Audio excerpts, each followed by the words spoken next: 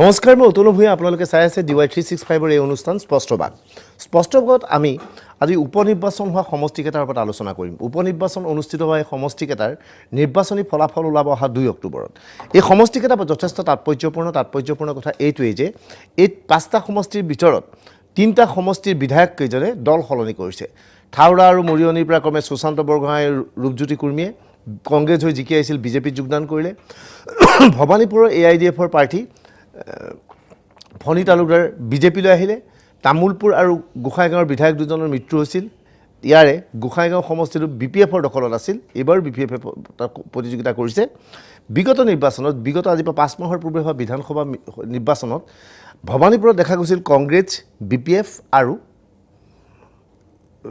AIDF একত্ৰিতভাৱে থিয় দিছিল আৰু AGP BJP আৰু UPPL থিয় দিছিল আৰু সেই নিৰ্বাচনত AUDFৰ প্ৰাৰ্থীগৰাকী বিজয়ী হৈ আহিছিল কিন্তু এইবাৰ এই সমষ্টিত কংগ্ৰেছ BPF আৰু AIDF পৃথক ৰূপত আছে বিশেষকৈ AIDF আৰু কংগ্ৰেছে নিজাববীয়াকৈ প্ৰাৰ্থী থিয় কৰাইছে গোসাইগাঁৱত যোৱাবাৰ BPF AIUDF কংগ্ৰেছ একেলগে আছিল কিন্তু এইবাৰ BPFও প্ৰাৰ্থী দিছে কংগ্ৰেছেও প্ৰাৰ্থী দিছে AIDFও প্ৰাৰ্থী দিছে এই সমগ্ৰ বিষয়বস্তুক লৈ 24 ঘণ্টাৰ ভিতৰত আমি সমগ্ৰ ৰাজ্যত এই পাঁচটা সমষ্টিত আমাৰ ফালৰ পৰা সমীক্ষা চলোৱা হৈছিল আমি নিজাববীয়াকৈ সমীক্ষা চলাইছিলোঁ যে 2 তাৰিখলৈ কিয় আজি আমি এক্সিট পোল দিব পাৰোঁ দৰ্শকৰ জ্ঞাতাৰ্থে জনাওঁ যে এক্সিট পোল সম্পূৰ্ণ শুদ্ধ নহ'ব পাৰে কিন্তু আমি দাবী কৰিছোঁ যে এক্সিট পোল শুদ্ধ প্ৰমাণিত হ'ব পাৰে প্ৰতিটো সমষ্টিৰ ওপৰত পুংখানুপুংখভাৱে আলোচনা কৰিম প্ৰতিটো সমষ্টিত কোন কিয় জিকিব পাৰে বা কোন কিয় জিকাৰ সম্ভাৱনা বেছি কিয় হাৰিব পাৰে দ্বিতীয়তে যে দেখা গৈছিল বিগত নিৰ্বাচনসমূহত সংখ্যালঘুৰ অধ্যুষিত অঞ্চলত কংগ্ৰেছতকৈ AIDFে নিজৰ প্ৰাধান্য বিস্তাৰ কৰিছিল কিন্তু ভূপেন বৰাই সভাপতিৰ দায়িত্ব লোৱাৰ পিছত যোৱা 5টা মাহত এটা কঠোৰ সিদ্ধান্ত গ্ৰহণ কৰিলে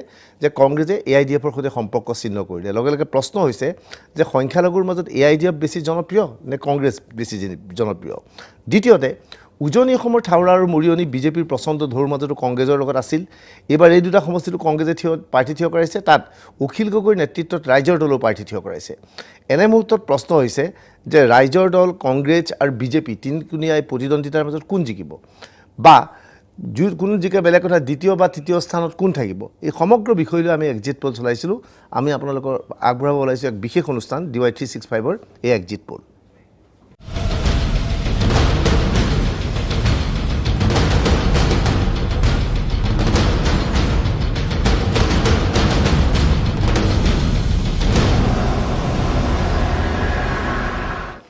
2 নৱেম্বৰৰ পূৰ্বে আমি এই এক্সিট পোল দেখুৱাম দৰ্শকৰ জ্ঞাতাৰ্থে পুনৰ কওঁ যে ইতিমধ্যে ভোটাৰে তেওঁলোকৰ ভোট দিলে এক্সিট পোলৰ জৰিয়তে আমি কাকো প্ৰভাৱান্বিত কৰিবলৈ চেষ্টা চলোৱা নাই কোনোবা জিকিছে বুলি ক'লেও ভোটাৰে ইতিমধ্যে ভোট দিছে তেওঁ কোনোবা হাৰিছে তেওঁ হাৰিলেও তেওঁ জিকাব নোৱাৰিম ইতিমধ্যে ভোট হৈ গৈছে কিন্তু আমি বিভিন্ন প্ৰান্তত বিভিন্ন সমীক্ষা চলাই বিতং তথ্য সংগ্ৰহ কৰিব বিচাৰিছোঁ আমি সমষ্টি বিশেষে প্ৰতিটো সমষ্টিৰ ওপৰত আপোনালোকক বিতংভাৱে ব্যাখ্যা আগবঢ়াম আৰু লগতে এই সমগ্ৰ বিষয়বস্তুৰ ওপৰত আমি আলোচনা কৰিম ষ্টুডিঅ'ত এই মুহূৰ্তত আমাৰ লগত দুজন অতিথি উপস্থিত আছে বিজেপিৰ হৈ তেওঁলোকৰ জ্যেষ্ঠ মুখপাত্ৰ ৰূপম গোস্বামী উপস্থিত আছে কংগ্ৰেছৰ হৈ তেওঁলোকৰ জ্যেষ্ঠ মুখপাত্ৰ তথা পাৰ্থপ্ৰতিম বৰা উপস্থিত আছে আমাৰ লগত ভৱানীপুৰ সমষ্টিৰ পৰা পাঠশালাত বৰ্তমান বাহৰ পাতি আছে ভৱানীপুৰ সমষ্টিৰ দায়িত্ব লোৱা জ্যেষ্ঠ নেতা তথা বিধায়ক জয়ন্ত মল্ল বৰুৱা আমাৰ লগত উপস্থিত আছে আৰু কিছু সময়ৰ পিছত থাউৰাৰ পৰা আমাৰ লগত সংযোগ হ'ব থাউৰা সমষ্টিৰ ৰাইজৰ দলৰ প্ৰতিনিধি ধৈৰ্য কোঁৱৰ আমি সকলোৰে সৈতে আলোচনা কৰিম প্ৰতিটো সমষ্টিৰ ওপৰত আলোচনা কৰিম মই কংগ্ৰেছৰ প্ৰাৰ্থী পাৰ্থপ্ৰতিম বৰাৰ পৰা আৰম্ভ কৰিব বিচাৰিছোঁ এই নিৰ্বাচন আপোনালোকৰ বাবে যথেষ্ট প্ৰত্যাহ্বানমূলক আছিল সভাপতি দায়িত্ব লোৱাৰ পিছত যদিও দেখা যায় নিৰ্বাচনত সদায় উপনিৰ্বাচনত শাসনাধিষ্ঠ দলৰ ফলাফল ভাল হয় কিন্তু এই নিৰ্বাচনত দেখা গৈছে দুটা সমষ্টি আপোনালোকৰ দখলত আছিল চাৰিটা সমষ্টি মিত্ৰজোঁটৰ দখলত আছিল কি দেখা গৈছে কি আশা কৰিছে এতিয়া সঁচাসঁচি কথা ক'ব পাৰে যদিও এটা ফলাফল ইতিমধ্যে ভোটাৰে তেওঁলোকৰ ভোটদান কৰিলেই চাওক আমাৰ প্ৰদেশ কংগ্ৰেছে বিভিন্ন গ্ৰাছৰুট যিসকল আমাৰ কৰ্মী তাতে কাম কৰি আহিছে আৰু আমাৰ মাননীয় সভাপতি ভূপেন বৰা ডাঙৰীয়াই প্ৰত্যেক 20টা বুথৰ ওপৰত এজন অবজাৰ্ভাৰ নিয়োগ কৰিছিলে তেওঁলোকৰ যিটো ৰিপৰ্ট আহিছে সেই ৰিপৰ্টৰ মতে 3টা সমষ্টিত আমি তুমুল প্ৰতিদ্বন্দ্বিতাত আছোঁ মানে তাতে খুব কম ভোটত হৰা জিকা হ'ব আৰু 2টা সমষ্টিত নিশ্চিতভাৱে কংগ্ৰেছ দলৰ বহু ভোটত জয় হ'ব সেইটো এটা ৰিপৰ্ট আমাৰ যিসকল তলত কাম কৰি আছে বা যিসকল অবজাৰ্ভাৰ আছিলে মই আপোনাক যেনে কৈছোঁ 20টা ভোটৰ ওপৰত তেওঁলোকৰ হ'ব এতিয়া প্ৰশ্নটো হৈছে ইয়াতে জয়ন্ত মল্ল বৰুৱা ডাঙৰীয়াও আছে তেওঁ কিন্তু এটা জিকিলেও ৰিজাইন দিম বুলি কৈছে যদি আমাৰ আমিতো কনফিডেন্ট দুটাটো কনফাৰ্ম জিকিবই তেওঁকে ৰিজাইন দিব নিদিয়ে গতিকে তাৰ উত্তৰটো তেওঁ দিব লাগিব নিশ্চয় গতিকে ৰাইজৰ ওচৰত গৈ তেওঁ অৰ্থাৎ জয়ন্ত মল্ল বৰুৱাই কৈছিল যে কংগ্ৰেছে যদি এখন আসনো পায় তেওঁ ৰিজাইন দিব গতিকে তেওঁতো ৰিজাইন দিব লাগিব এতিয়া তেওঁ ৰেডি হৈছে নাই আৰু হোৱা নাই যদি কিবা সহায় কৰিবলৈ লিগেলি লিখিবলৈ মেলিবলৈ আমি সহায় কৰিবলৈ ৰেডি আছো ঠিক আছে এতিয়া আপোনাৰ আৰু আমি অত্যন্ত কনফিডেন্ট দুখনটো আমি জিকিমেই কোন দুখন আসন ক'ৰ পৰা অৱস্থা আছে কোন দুখন এখন মানে আমি এতিয়াই ক'ব বিচাৰা নাই হয়তো ক'ৰবাত এতিয়ালৈকে পুলিং হেৰি হোৱা নাই আজিয়ে আৰু পুলিং শেষ হোৱা নাই কাৰণে এতিয়াই কৰিব খোজা নাই কিন্তু কাইলৈ পৰহিলে আমি আপোনালোকৰ আগত স্পষ্ট কৰিম এই কথাটো আৰু মোৰ হাতত সেই পাৰ্মিশনটো নাই মানে ক'বলৈ দ্বিতীয় কথা গতিকে আৰু তিনিখনত আমি তুমুল প্ৰতিদ্বন্দ্বিতা হৈছে আমাৰ লগত জয়ন্ত মল্ল বৰুৱা দুখন আসন পাব আপুনি এটা বিধায়ক পদ এৰিব লাগিব আকৌ উপ নিৰ্বাচন অনুষ্ঠিত হ'ব কি কয় আপুনি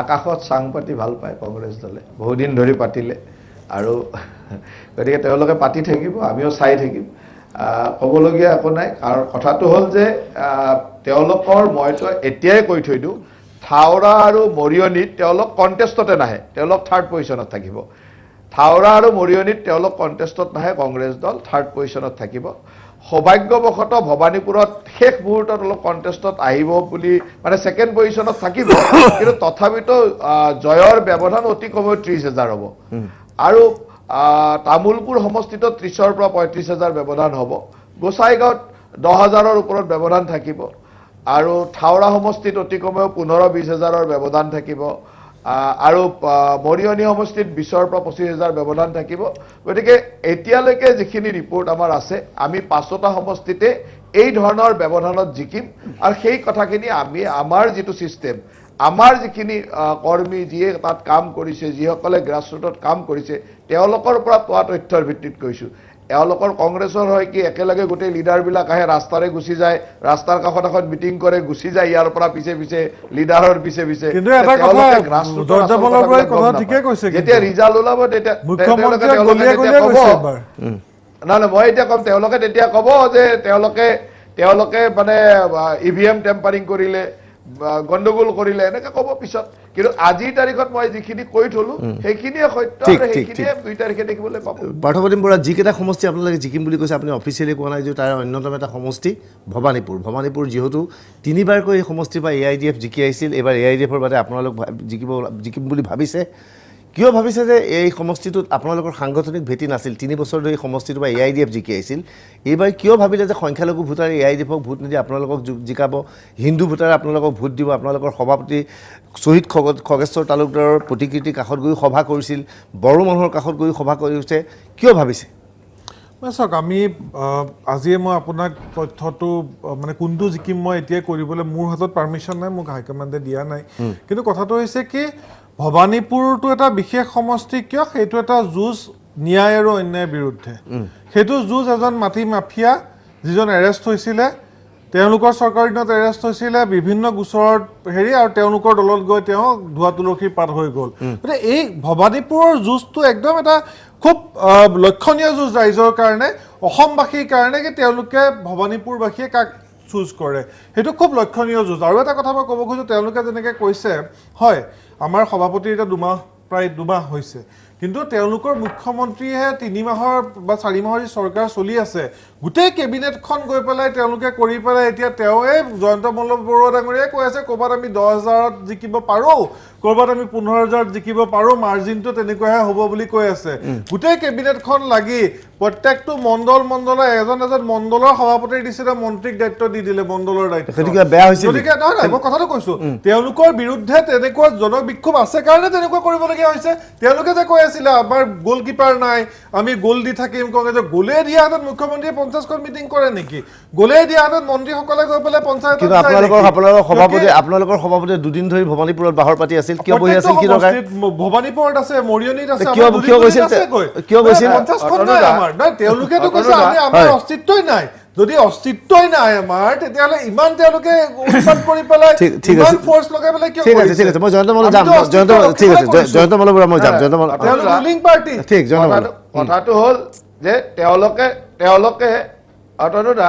কথাটো হ'ল তেওঁলোকে দলৰ দায়িত্ব বোলা বস্তুটো বুজি নাপায় তেওঁলোকৰ কথাটো হ'ল কি যে তেওঁলোকৰ নিজৰ মানুহ নিজৰ লবিৰ মানুহ টিকট দিলে গৈ পেলাই তাত ওলায় আৰু দলৰ বেলেগ মানুহ টিকট দিলে তেওঁলোকে নোলায়গে আৰু কষ্টও নকৰে আমাৰ কথাটো হ'ল যে মুখ্যমন্ত্ৰীৰ পৰা সাধাৰণ কৰ্মীজনলৈ সকলোৱে দায়িত্ব বুজি পায় মুখ্যমন্ত্ৰী এজন সাধাৰণ কৰ্মী বুলি ভাবে নিজকে নিৰ্বাচন আহিলে ৰাজনৈতিক দলৰ কৰ্মীসকলৰ দায়িত্ব হ'ল নিৰ্বাচনত সম্পূৰ্ণৰূপে নিজৰ দায়িত্ব পালন কৰা মুখ্যমন্ত্ৰীয়ে তেওঁৰ দায়িত্ব পালন কৰে মন্ত্ৰীসকলে তেওঁৰ দায়িত্ব পালন কৰে বিধায়কসকলে তেওঁৰ দায়িত্ব পালন কৰে তেওঁলোকে যদি ভাবে যে এই দায়িত্ব পালন কৰা মানে কিবা টেনচনত দায়িত্ব পালন কৰিছে মানে ভয় খাই দায়িত্ব পালন কৰিছে এইটো নহয় আমি আমাৰ দায়িত্ব পালন কৰোঁ মই বিধায়ক মোৰ দায়িত্ব দিছে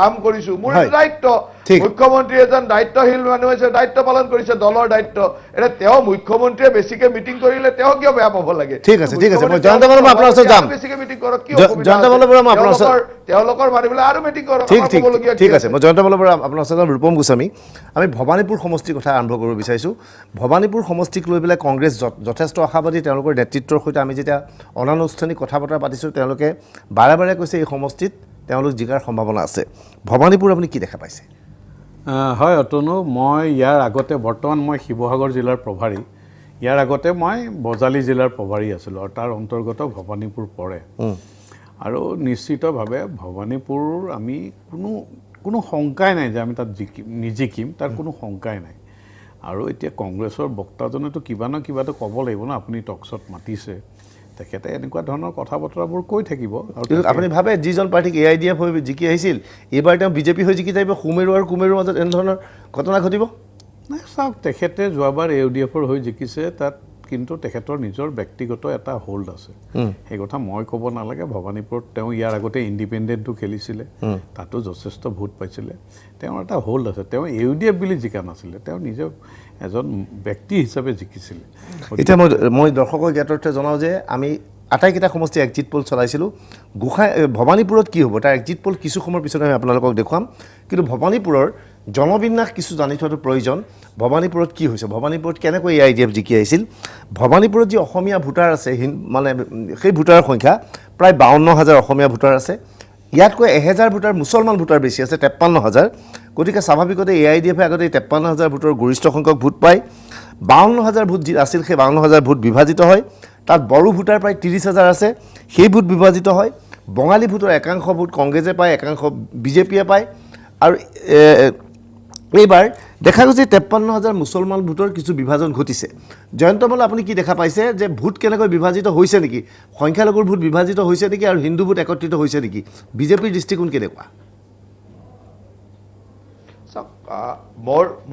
মই ইয়াত যেহেতু নিৰ্বাচনৰ প্ৰভাৰী হিচাপে আছোঁ প্ৰতিটো অঞ্চল মই চাইছোঁ বা ক'ত কেনেকৈ ভোট হৈছে এইটোৱে চাইছোঁ আজি এতিয়ালৈকে পোৱা তথ্য মতে প্ৰায় 78 সামথিং মানে পলিং হৈছে তাৰমানে 1,14,000 ভোট পোল হৈছে আৰু 1,14,000 ভোট যিটো পোল হৈছে এই 1,14,000 ভোটত আমি অতি কমেও 65 পৰা 70,000 ভোট পাম এইটো আমাৰ আজিৰ তাৰিখৰ আমাৰ তৃণমূল পৰ্যায়ত দিয়া কৰ্মীসকলৰ তথ্য আৰু তথ্যই আমাক এইটো কথা কয় যে আমি 65 পৰা 70,000 ভোট পাম আৰু কংগ্ৰেছ দল নিশ্চয়কৈ ছেকেণ্ড পজিশ্যনত থাকিব আৰু তেওঁলোকে 30 পৰা 35,000 ভোট পাব এইখিনিয়ে তেওঁলোকৰ আজিৰ তাৰিখত আৰু দুৰ্ভাগ্যজনকভাৱে দেখিবলৈ অশুৱনি হ'লেও AUDF দলে 10 পৰা 15,000 ভোটেই পাব গতিকে এইটোৱে আজিৰ তাৰিখত নিৰ্বাচনী সমীকৰণ গতিকে আমি 30,000 ভোটৰ ব্যৱধানত জিকিম এতিয়াই মই কৈ থলো কিন্তু জয়ন্ত বল্লভ এইটোৱে ৰিজাল্ট আমাৰ যি তথ্য আছে আমি যি সমীক্ষা চলাইছিলোঁ যে হিন্দু বেল্টত যেনেকৈ ভোট হ'ব লাগিছিল ভোট হোৱা নাই ইয়াৰ বিপৰীতে মুছলিম বেল্টত ভোট বেছি হৈছে ইয়াত দেখা গৈছে অসমীয়া ভোটাৰ 52,000 আছে 52,000ৰ ভিতৰত যিটো পুলিং হৈছে খুব বেছি হয়তো অসমীয়া ভোটাৰৰ মাজত ভোটিং 35,000 বা 40,000 হৈছে কিন্তু মুছলমান ভোটাৰ 53,000ৰ ভিতৰত প্ৰায় 45,000 মান ভোটিং হৈছে গতিকে হিন্দুৰ ভোটটো কম হ'ল এনে অৱস্থাত কংগ্ৰেছ পাৰ্টিগৰাকী বা AIDF পাৰ্টিগৰাকী আগুৱাই যোৱাৰ সম্ভাৱনা নাইনে নাই আপোনাৰ তথ্যটো অলপ ভুল হৈ আছে এইটোৱে যে ইয়াতে হিন্দু মানে মুছলিম ভোট পলিং হৈছে প্ৰায় 46,000 44,000 এৰাউণ্ড 44,000 মুছলিম ভোট পল হৈছে আৰু বাকী 70,000 হিন্দু ভোট পল হৈছে হিন্দু মানে তাত বড়ো বঙালী গোটেইখিনি লৈ 70,000 হিন্দু ভোট পল হৈছে আৰু ইফালে 46,000 মাইনৰিটি ভোট পোল হৈছে আৰু আপোনাক আজিৰ তাৰিখত একেবাৰে আমি ক্লিয়াৰলি ক'ব পাৰোঁ যে এই মাইনৰিটি ভোটৰ 46,000ৰ অতি কমেও 5,000 ভোট আমি পাম গতিকে তাত আমাৰ চিন্তা কৰিবলৈ সেই 5,000 ভোট আমাৰ হাতত আছে বুলি ধৰি লওক আৰু যি 5,000 ভোট যোৱাৰ পিছত যি 39,000 ভোট সেইখিনি কংগ্ৰেছ আৰু ইউডিএফৰ মাজত ভাগ হ'ব বুলি ধৰক আৰু হিন্দু মানুহৰ ভোটটো অতি কম একেবাৰে নিম্ন মানে অতি নগণ্য সংখ্যক ভোট কংগ্ৰেছে পাব গতিকে তেওঁলোকৰ কংগ্ৰেছৰ ভোট পাব পৰা সংখ্যাটোৱে হ'ল 30,000 পৰা 35,000 তাতকৈ আৰু বেছি পাব নোৱাৰে গতিকে 30-35,000 পালে আমি 65-70 পাম গতিকে আমাৰ 30,000-32,000 ভোটৰ ডিফাৰেঞ্চ থাকিব সেইখিনিয়ে আমাৰ হিচাপ পাৰ্থপ্ৰতিম বৰা কংগ্ৰেছে এইবাৰ যিগৰাকী প্ৰাৰ্থী দিছে আপোনালোকৰ নেতৃত্বই কয় যে তেওঁৰ পূৰ্বপুৰুষে ভৱানীপুৰত বিভিন্ন বিদ্যালয় দান দিছিল বিভিন্ন বিদ্যালয়ৰ মাটি দান দিছিল প্ৰভাৱশালী ব্যক্তি কিন্তু জয়ন্ত মল্লিকে কৈছে হিন্দু ভোট সামান্য ভোট পাব কি ভাবে যে আপোনালোকে নাপাব আপোনালোকে মূল্যবৃদ্ধি এটা ইস্যু কৰি লৈছিল মূল্যবৃদ্ধি এটা ইস্যু আৰু ছেকেণ্ডলি আপুনি যিটো কথা কৈছে সেইটো এটা ইস্যু এজনে মাটি কাঢ়ি নিয়া লেণ্ড গ্ৰেবিং এজন আছে লেণ্ড ডনেটিং গতিকে সেই দুটা ডিফাৰেঞ্চ আৰু ছেকেণ্ড কথা জয়ন্ত মল্ল বৰুৱা ডাঙৰীয়াৰ ভাষ্য আৰু কথাত আপুনি ডাইৰেক্ট গম পায় তেওঁলোকৰ যিটো পলিটিকেল এৰিথমেটিক কি মুছলিম ভোটটো এনেকৈ ভাগ কৰি দিব ইউডিএফ কংগ্ৰেছ আৰু তেওঁলোকৰ 2-4 হাজাৰ ল'ব মুখ্যমন্ত্ৰীটো নালাগে বুলি কৈছিলে নেশ্যনেল টিভিত কিন্তু তাত আকৌ লাগে তেওঁলোকক 4-5 হাজাৰ জয়ন্ত মল্ল বৰুৱা আশা কৰি আছে 5,000 ভোট আৰু হিন্দু ভোটটো মানে তেওঁলোকে এটা মানে হিন্দুত্বৰ যিহেতু ধ্বজা লৈ আছে যিটো তেওঁলোকে কৰে পলাৰাইজেশ্যন যে হিন্দু ভোটটো তেওঁলোকে পাব আৰু তেওঁলোকে জিকিব গতিকে মই শুভেচ্ছা দিছোঁ তেওঁৰ যিটো চিন্তাধাৰাক কিন্তু মই আপোনাক এটা কথা কৈছোঁ মাইনৰিটিৰ ভোটো আমি পাম হিন্দুৰ ভোটো আমি পাম আৰু এইটো এটা sheet one of the important sheet এইটো এই চিটটোত ৰাইজে কিন্তু মই আপোনাক কৈছোঁ যিটো অনিয়ম অনীতি আৰু যিটো অন্যায়ৰ বিৰুদ্ধে এইটো চিটত ৰাইজে ভোট কৰিব এই চিটটোৰ কিন্তু এটা ডেম'গ্ৰাফিক কেলকুলেশ্যন এই চিটটোৰ আপোনাৰ এনেকুৱা ধৰণৰ পলাৰাইজ কৰি পেলাই হিন্দু মুছলমানৰ কেলকুলেশ্যন নহয় এইটো চিটত হ'ব কি মাটি দাতা আৰু মাটি লোৱাৰ বিৰুদ্ধে এইটো যুঁজ ইয়াত মই এটা কথা কম তনু কাৰণ মই তাত যেতিয়া আছিলোঁ অতনু ভূঞা ডাঙৰীয়া এই যে মাটি দাতা বুলি কৈ আছে ভৱানীপুৰবাসী ৰাইজে তেওঁক গৰুৰ বেপাৰী বুলিহে জানে কাৰণ তেওঁৰ মাটিত এখন গৰুৰ বজাৰ চলিছিল তেওঁ যিটো য'ত এতিয়া তেওঁ অফিচ খুলিছে সেইখন এখন অবৈধ গৰু বজাৰ আৰু সেই গৰু বজাৰ চলোৱা বুলিয়ে তেওঁক ৰাইজে জানে আনকি সেই গৰু বজাৰৰ কাষৰ যিটো গোপাল নামঘৰ আছে সেই নামঘৰত গৰুৰ কটামুণ্ড থোৱালৈ এটা সামাজিক বিশৃংখলতাৰ সৃষ্টি হৈছিল এই কথাবিলাকো ভৱানীপুৰ ৰাইজৰ মনত আছে আপোনালোকে ক'ৰ পৰা মাটি দাতাৰ তথ্য ওলাইছে তেওঁৰ মইতো নাজানো মানে গৰু আৰু গাখীৰৰ পৰা আপোনালোক ওলাই আহি অকণমান উন্নয়নৰ ৰাজনীতিত গুৰুত্ব দিয়ক আপোনালোকৰ 4 বছৰ আৰু চৰকাৰ আছে 4.5 বছৰে আছে গতিকে গৰু আৰু গাখীৰৰ পৰা ওলাই আহক আপোনালোক অকণমান ভৱানীপুৰৰ উন্নয়নৰ কথা আপোনালোকে ক'ব লাগিব কিমান গাখীৰ মই আপডেট দি আছোঁ মই যাম জয়ন্ত মল্ল আপোনাৰ ওচৰত যাম মই আপডেট দি আছোঁ এইমাত্ৰ নিৰ্বাচনী আয়োগৰ পৰা তথ্য আহিছে বিভিন্ন সমষ্টি ফাইনেল নহয় গতিকে ফাইনেল পুলিং পাৰ্চেণ্টেজটো কাইলৈহে দিব পাৰিব গোসাইগাঁৱত 77.37% হৈছে দ্বিতীয় ভৱানীপুৰত দেখা গৈছে 78% লোকে ভোট দিছে তামোলপুৰত কম ভোট হৈছে 67.88 আৰু মৰিয়নীত 69.81 আৰু থাউৰাত যথেষ্ট ভোট হৈছে 75.07 এয়া ভোটিং পাৰ্চেণ্টেজ হয় ৰূপম গোস্বামীৰ বক্তব্যৰ পিছতে আমি ভৱানীপুৰত আমি এক্সিট পোলত কি পাইছোঁ সেই তথ্য সদৰি কৰিম নাই মই এটা কথা তাত অনুভৱ কৰিছিলোঁ মই যেতিয়া ঘূৰিছিলোঁ মানে তাৰ মানুহে এতিয়াও কংগ্ৰেছে যে খৰ্গেশ্বৰ তালুকদাৰক হত্যা কৰিছিল এই কথাটো এতিয়াও তেওঁলোকে মনৰ পৰা আঁতৰাব পৰা নাই আৰু এই নিৰ্বাচনটোত এই বিষয়টোৱে খুব গুৰুত্ব পাইছে আৰু এই কথাটো হয়তো জয়ন্ত মল্লও স্বীকাৰ কৰিব মই যদিও থাউৰাত আছিলোঁ গোটেই নিৰ্বাচনৰ প্ৰচেছটোত মই তাত যাব পৰা নাই কিন্তু আগতে আমি যেতিয়া গৈছিলোঁ বা যোৱা নিৰ্বাচনতো যেতিয়া গৈছিলোঁ এই কথাটো জনসাধাৰণে জানে যে কেনেধৰণে 855 জন যে শ্বহীদ কৰিছিল কংগ্ৰেছ দৰে আৰু যে প্ৰথমগৰাকী খৰ্গেশ্বৰ তালুকদাৰ যে তাতে আছিলে এই কথাটো তাতে মানুহে কিন্তু এই তাৰ বাবে কংগ্ৰেছক কাহানিও হিন্দু মানুহে হওক বা মুছলিম তেওঁ আজি যিটো কথা কৈছে সেইটো কোনো বিষয় নহয় বিষয়টো এইটোৱে যে তাত কাহানিও কংগ্ৰেছক কেতিয়াও জিকিব ঠিক আছে আমি যি সমীক্ষা চলাইছিলোঁ ভৱানীপুৰৰ যি ফলাফল সেই ফলাফলৰ ওপৰত DY 365ৰ পৰা চলোৱা সমীক্ষাৰ পৰা এক প্ৰতিবেদন আমি আগবঢ়াইছোঁ এই সমীক্ষাত আমি কি দেখা পাইছিলোঁ এয়া কৈছোঁ পুনৰ কৈছিলোঁ আমাৰ এক্সিট পোল আমি আশা কৰিছোঁ 2 নৱেম্বৰত এই ফলাফলেই শুদ্ধ প্ৰমাণিত হ'ব ভৱানীপুৰৰ ফলাফল কি হ'ব উপনিৰ্বাচনৰ 5টা সমষ্টিৰ ভিতৰত যিটো সমষ্টি কংগ্ৰেছে অধিক আশা কৰিছিল সেই সমষ্টিটো হৈছে ভৱানীপুৰত যথেষ্ট সংখ্যক ধৰ্মীয় সংখ্যালঘু আছে কংগ্ৰেছে আশা প্ৰকাশ কৰিছিল ভৱানীপুৰৰ হিন্দু ভোটো কংগ্ৰেছৰ সপক্ষে যাব কংগ্ৰেছে এই সমষ্টিটোৰ পৰা এজন প্ৰাক্তন অভিযন্তাক প্ৰাৰ্থিত্ব দিছিল ধৰ্মীয় সংখ্যালঘুৰ লগতে হিন্দুৰ ভোট পোৱাৰ উদ্দেশ্যৰে শ্বহীদ খগেশ্বৰ তালুকাৰ প্ৰতিকৃতিৰ ওচৰত নিৰ্বাচনী সভাৰো আয়োজন কৰিছিল ভূপেন বৰাই।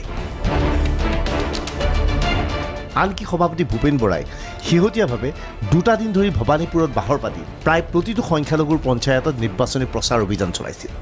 কংগ্ৰেছ নিশ্চিত এই সমষ্টি এইবাৰ কংগ্ৰেছে দখল কৰিব পাৰিব।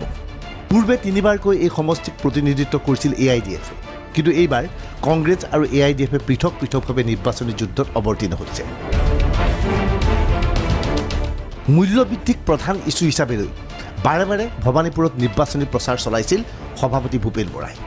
কিন্তু কাৰ্যত ফলাফল কি হ'ল? ভৱানীপুৰ কংগ্ৰেছে দখল কৰিব নোৱাৰিলে। পুনৰ ভৱানীপুৰৰ বিধায়ক হ'ব ফণী তালুকদাৰ। 5 মাহৰ আগতে AIDFৰ বিধায়ক হোৱা ফণী হ'ব গেৰুৱা বিধায়ক। এইজন ফণী তালুকদাৰ। AIDFৰ বিধায়ক ফণী তালুকদাৰে বিজেপিত যোগদান কৰিছিল। ফণী তালুকদাৰৰ বিৰুদ্ধে গুৰুতৰ অভিযোগ আছে। ফণী তালুকদাৰক মাটিৰ দালাল বুলি অভিহিত কৰা হৈছিল। এনে অৱস্থাত ফণী তালুকদাৰক বিজেপিয়ে টিকট দিয়াৰ লগে লগে বিৰোধীয়ে মুখ্যমন্ত্ৰী হিমন্ত বিশ্ব শৰ্মাক সমালোচনা কৰিছিল। কিন্তু নিৰ্বাচনী ভোটগণনাৰ অন্তত দেখা গ'ল, যিমানেই সমালোচনা নহওক কিয় মুখ্যমন্ত্ৰী হিমন্ত বিশ্ব শৰ্মাৰ তৎপৰতাত ভৱানীপুৰ সমষ্টি বিজেপিয়ে কাৰ্যত দখল কৰিবলৈ সক্ষম হৈছে।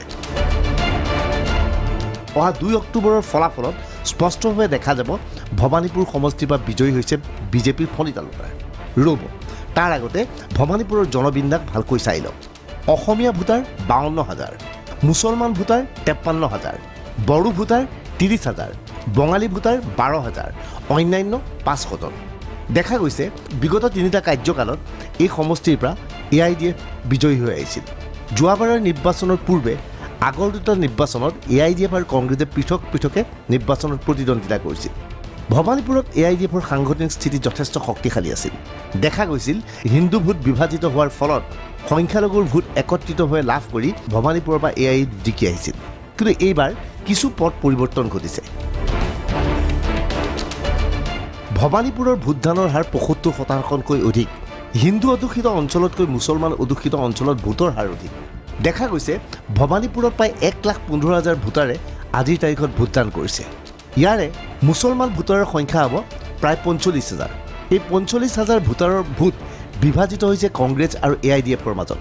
কংগ্ৰেছে সামান্য পৰিমাণৰ হিন্দু ভোট লাভ কৰিবলৈ সক্ষম হৈছে। এনে অৱস্থাত ফণী তালুকদাৰ বিজয় নিশ্চিত হৈ পৰিছে। নহয়, আমি এবাৰ বেটাৰমেণ্ট দিছোঁ নহয় ফণীক লৈ মানে বেটাৰমেণ্ট দিছে। বোলো বেটাৰমেণ্টত কি লাভ হ'ব? যে যোৱাবাৰ ক'ৰবাত ইঞ্জিনিয়াৰিং মেডিকেলত ছিট পোৱা নাছিলোঁ, 80% পাইছিলোঁ। এইবাৰ 99% পাই আমি পাছ কৰিম। বেটাৰমেণ্ট মানুহৰ উৎসাহ। যোৱাবাৰ আমাৰ ইয়াতে আপোনালোকে যোৱাবাৰ মানে ভিজুৱেলটো চাই ল'ব, 9টামান বজাতহে মানুহ হৈছিলে। এইবাৰতো 6:30 পৰা মানুহ একদম পুৰা ডাঙৰ লাইন। আমি আহিও দেখিছোঁ যে 6:30 বজাৰ পৰা শাৰী পাতি ডাঙৰ লাইন। বোলো কিয় ইমান উৎসাহ? নাই, এইবাৰ আমি বেটাৰমেণ্ট ক'ব নালাগে, গোটেইখিনি মোৰ। ইয়াত আমাৰ কি হ'ল, যিবিলাক হিন্দু বেল্ট এটা পুৰি খাবলৈকে কংগ্ৰেছ নাই আচলতে। আমাৰ যে ঘৰুৱা ভাষাতকৈ পুৰি খাব কংগ্ৰেছ বস্তু নাই। এই মানে মই মহাপাপ কৰি আছিলোঁ ক'ত UDF কিবা কিবি খেলি মানুহখিনিৰ মাজত এটা বিভাজন আনি দিছিল। মই নিজে পাপ অনুভৱ কৰিছিলোঁ। এইবাৰ যেনেকৈ যেতিয়া বিজেপিৰ ফুলটো পাই ফণীক পালে মানুহখিনি, তামাম উৎসাহ মানুহখিনি পাপমুক্ত হৈছে। DY 365ৰ ফালৰ পৰা ভৱানীপুৰ সমষ্টিত সমীক্ষা চলোৱা হৈছিল। বিভিন্ন ভোটাৰৰ পৰা পোৱা তথ্যৰ ভিত্তিত আমি প্ৰস্তুত কৰিছোঁ এই সমীক্ষা। সংখ্যালঘুৰ ভোট বিভাজিত হৈছে, কিন্তু AIDFৰ তুলনাত কংগ্ৰেছে সংখ্যালঘুৰ অধিক ভোট পাইছে। AIDFৰ প্ৰাৰ্থীগৰাকী এসময়ত পঞ্চায়তৰ সভাপতি আছিল। এতিয়া তেওঁৰ পত্নী এটা পঞ্চায়তৰ সভানেত্ৰী। সেই সূত্ৰে সেই পঞ্চায়তত AIDFে অধিক ভোট পাইছে। সংখ্যালঘু মহিলাৰ কিছু সঁহাৰি পাইছে AIDFে। তৎসত্ত্বেও সংখ্যালঘুৰ মাজত আগুৱাইছে কংগ্ৰেছ। কংগ্ৰেছে আশা কৰাৰ ধৰণে হিন্দু ভোট পোৱা নাই। বিজেপিৰ সপক্ষে বঙালী আৰু বড়ো ভোট পৰিছে। এনে অৱস্থাত ফণী তালুকদাৰ বিজয় নিশ্চিত হৈ পৰিছে। প্ৰশ্ন হৈছে ভৱানীপুৰ সমষ্টিৰ পৰা যেনে তেনে ফণী তালুকদাৰ বিজয়ী হৈ আহিব নেকি? কিন্তু আমাৰ সমীক্ষাৰ মতে যথেষ্ট সুন্দৰভাৱে ফণী তালুকদাৰ বিজয়ী হ'ব। এই ক্ষেত্ৰত ফণী তালুকদাৰ প্ৰধান প্ৰতিদ্বন্দ্বী হ'ব কংগ্ৰেছ। এই নিৰ্বাচনত AIDF থাকিব তৃতীয় স্থানত। কিন্তু প্ৰশ্ন হৈছে AIDFে কিমান ভোট লাভ কৰিব? AIDF যদি 10,000 পৰা 15,000 ভোট পায় তেনেহ'লে ফণী তালুকদাৰৰ বিজয়ী ব্যৱধান বৃদ্ধি পাব কিন্তু আমাৰ সমীক্ষাত দেখা গৈছে AIDF 10,000 অধিক পোৱাৰ সম্ভাৱনা কম প্ৰথমবাৰৰ বাবে ভৱানীপুৰত হিন্দুৰ ভোট বিভাজিত হোৱা নাই যাৰ পৰিণতিত ফণী তালুকদাৰ বিজয় সহজ হৈ পৰিছে DY 365ৰ এক্সিট পোলে স্পষ্টভাৱে কৈছে ভৱানীপুৰ সমষ্টিত পুনৰ বিজয়ী হৈছে Phani Talukdar bureau report DY 365 Parthapratim Bora এয়া আছিল আমাৰ এক্সিট পোল মই নকওঁ যে এক্সিট পোলে শুদ্ধ ফলাফল হ'বলৈ আমি আৰু 2 দিন অপেক্ষা কৰিব লাগিব কিন্তু ফণী তালুকদাৰ যদি কালি বিজয়ী হয় ৰূপম গোস্বামীও আছে জয়ন্ত মল্ল বৰুৱা আছে কাইলৈ পৰহিলৈ ৰেভিনিউ মিনিষ্টাৰ হ'বলৈ এটা নতুন পদ খালী হৈ গ'ল নেকি হ'ব পাৰে যেনেকৈ চৰকাৰখন গৈ আছে আৰু যিটো সংস্কাৰ তেওঁলোকে কৰিব ধৰিছে মাটিৰ সৰু সৰু দালালকেইটাক ধৰি ফণী তালুকদাৰক গামোচা পিন্ধাই বিজেপিৰ টিকেট দিছে গতিকে কাইলৈ যেতিয়া ৰেভিনিউ মিনিষ্টাৰ নহ'ব তাৰ কোনো মানে পাৰ্থক্য নাই আৰু জয়ন্ত মল্ল বৰুৱা ডাঙৰীয়া আৰু এটা কথা কৈছিলে কিবা লবি কেন্দ্ৰিক ৰাজনীতি এতিয়া বিজেপিত কেনেকৈ লবি থাকিব বিজেপিততো লবি নাই বিজেপিৰ পৰা চব ইয়াৰ পৰা যোৱাই আছে আৰু 2জন গ'ল ফণীৰ দাৰ সৈতে 3 নম্বৰজন গ'ল গতিকে আমাৰ পৰা যোৱা মানুহে তেওঁলোকে চলাই আছে আমাৰ পৰা যোৱা মানুহে তেওঁলোকে কৰি আছে লবি যি আছে এতিয়া তাত দুটাই লবি আছে ইয়াৰ পৰা যোৱা আৰু তাৰ পুৰণা এতিয়া বেলেগ লবি তাত নাই গতিকে সেই কথাটো স্পষ্ট গতিকে ইয়াত তাৰ ব্যক্তিক গ্ৰ' কৰিবলৈ দিয়া হোৱা নাই তাৰ পুৰণা মানুহক বঞ্চিত কৰা হৈছে নতুন মানুহ ভৰাইছে এইটো স্পষ্ট কথা জয়ন্ত মল্ল বৰুৱা আমাৰ সমীক্ষাৰ সৈতে আপুনি কি কিমান ধৰণে মতামত আপুনি কি কয় চাওক মই যিখিনি কথা কৈছোঁ মোটামুটি আপোনালোকৰ সমীক্ষাৰ লগত বহু কথাই মিলিছে আৰু ময়ো সেই কথাটোৱে কৈছোঁ যে আমি 65 পৰা 70,000 ভোট পাম কংগ্ৰেছে 30 পৰা 35,000 ভোট পাব আৰু AUDF 10 পৰা 15,000 ভোট পাব আপোনালোকে AUDF 10ৰ ভিতৰতে থাকিব বুলি কৈছে গতিকে এইখিনি আৰু সমীক্ষাটো মোটামুটিকৈ আপোনালোকে কৰা আৰু আমি কৰা সমীক্ষাটো মোটামুটি একেই গতিকে আপোনালোকেও যদি ভালকৈ হিচাপ কৰি চাই 30,000ৰ অতি কমেও 30,000 ভোটৰ ব্যৱধানত আমি জিকিম গতিকে সেইটোত আৰু কথাটো একদম স্পষ্ট আৰু কংগ্ৰেছ দলৰ কথাটো কংগ্ৰেছ দলে এটা অত্যুৎসাহত আছে আৰু তেওঁলোকে এতিয়াও কংগ্ৰেছ কৰা মানুহবিলাকে এই কংগ্ৰেছ দলটো কিবা গোপীনাথ বৰদলৈ বা আমাৰ মহাত্মা গান্ধীৰ কংগ্ৰেছ বুলি ভাবে এতিয়াতো ভাসানী সাদুল্লাৰ কংগ্ৰেছ গতিকে পাৰ্থপ্ৰতিম বৰাই ভাসানী সাদুল্লাৰ কংগ্ৰেছ কৰিব পাৰে আমাৰ দৰে মানে কেনেকৈ ভাসানী সাদুল্লাৰ কংগ্ৰেছ কৰিব গতিকে আমি ওলাই আহিছোঁ এনেকৈ চব হিন্দু মানুহে সাদুল্লাক বিশ্বাস কৰা মানে কংগ্ৰেছ কৰি থাকক গতিকে আপোনালোকে কিতাপ দুখন পঠিয়াই দিয়ে কংগ্ৰেছৰ ইতিহাস আৰু অসমৰ ইতিহাসক লৈ পেলাই উচ্ছেদ কৰিলে আজি ইতিহাস নালাগে জয়ন্ত মল্ল বৰুৱা আজি ইতিহাস নালাগে আজি এক্সিট পোল অকল এক্সিট পোল হিন্দু মানুহ ঠিক ঠিক ঠিক জয়ন্ত মল্ল বৰুৱা জয়ন্ত মল্ল বৰুৱা আমি অন্য সমষ্টিত ৰূপম গোস্বামী পাৰ্থপ্ৰতিম বৰা এটা বাণিজ্যিক বিৰতি লৈ ল'ব লাগিব বাণিজ্যিক বিৰতিৰ পিছত আমি গোসাইগাঁৱৰ ওপৰত আলোচনা কৰিম আৰু পৰৱৰ্তী সময়ত উজনি অসমৰ সমষ্টিকেইটাৰ ওপৰত আমি বিতংভাৱে আলোচনা কৰিম ল'ম এটা বাণিজ্যিক বিৰতি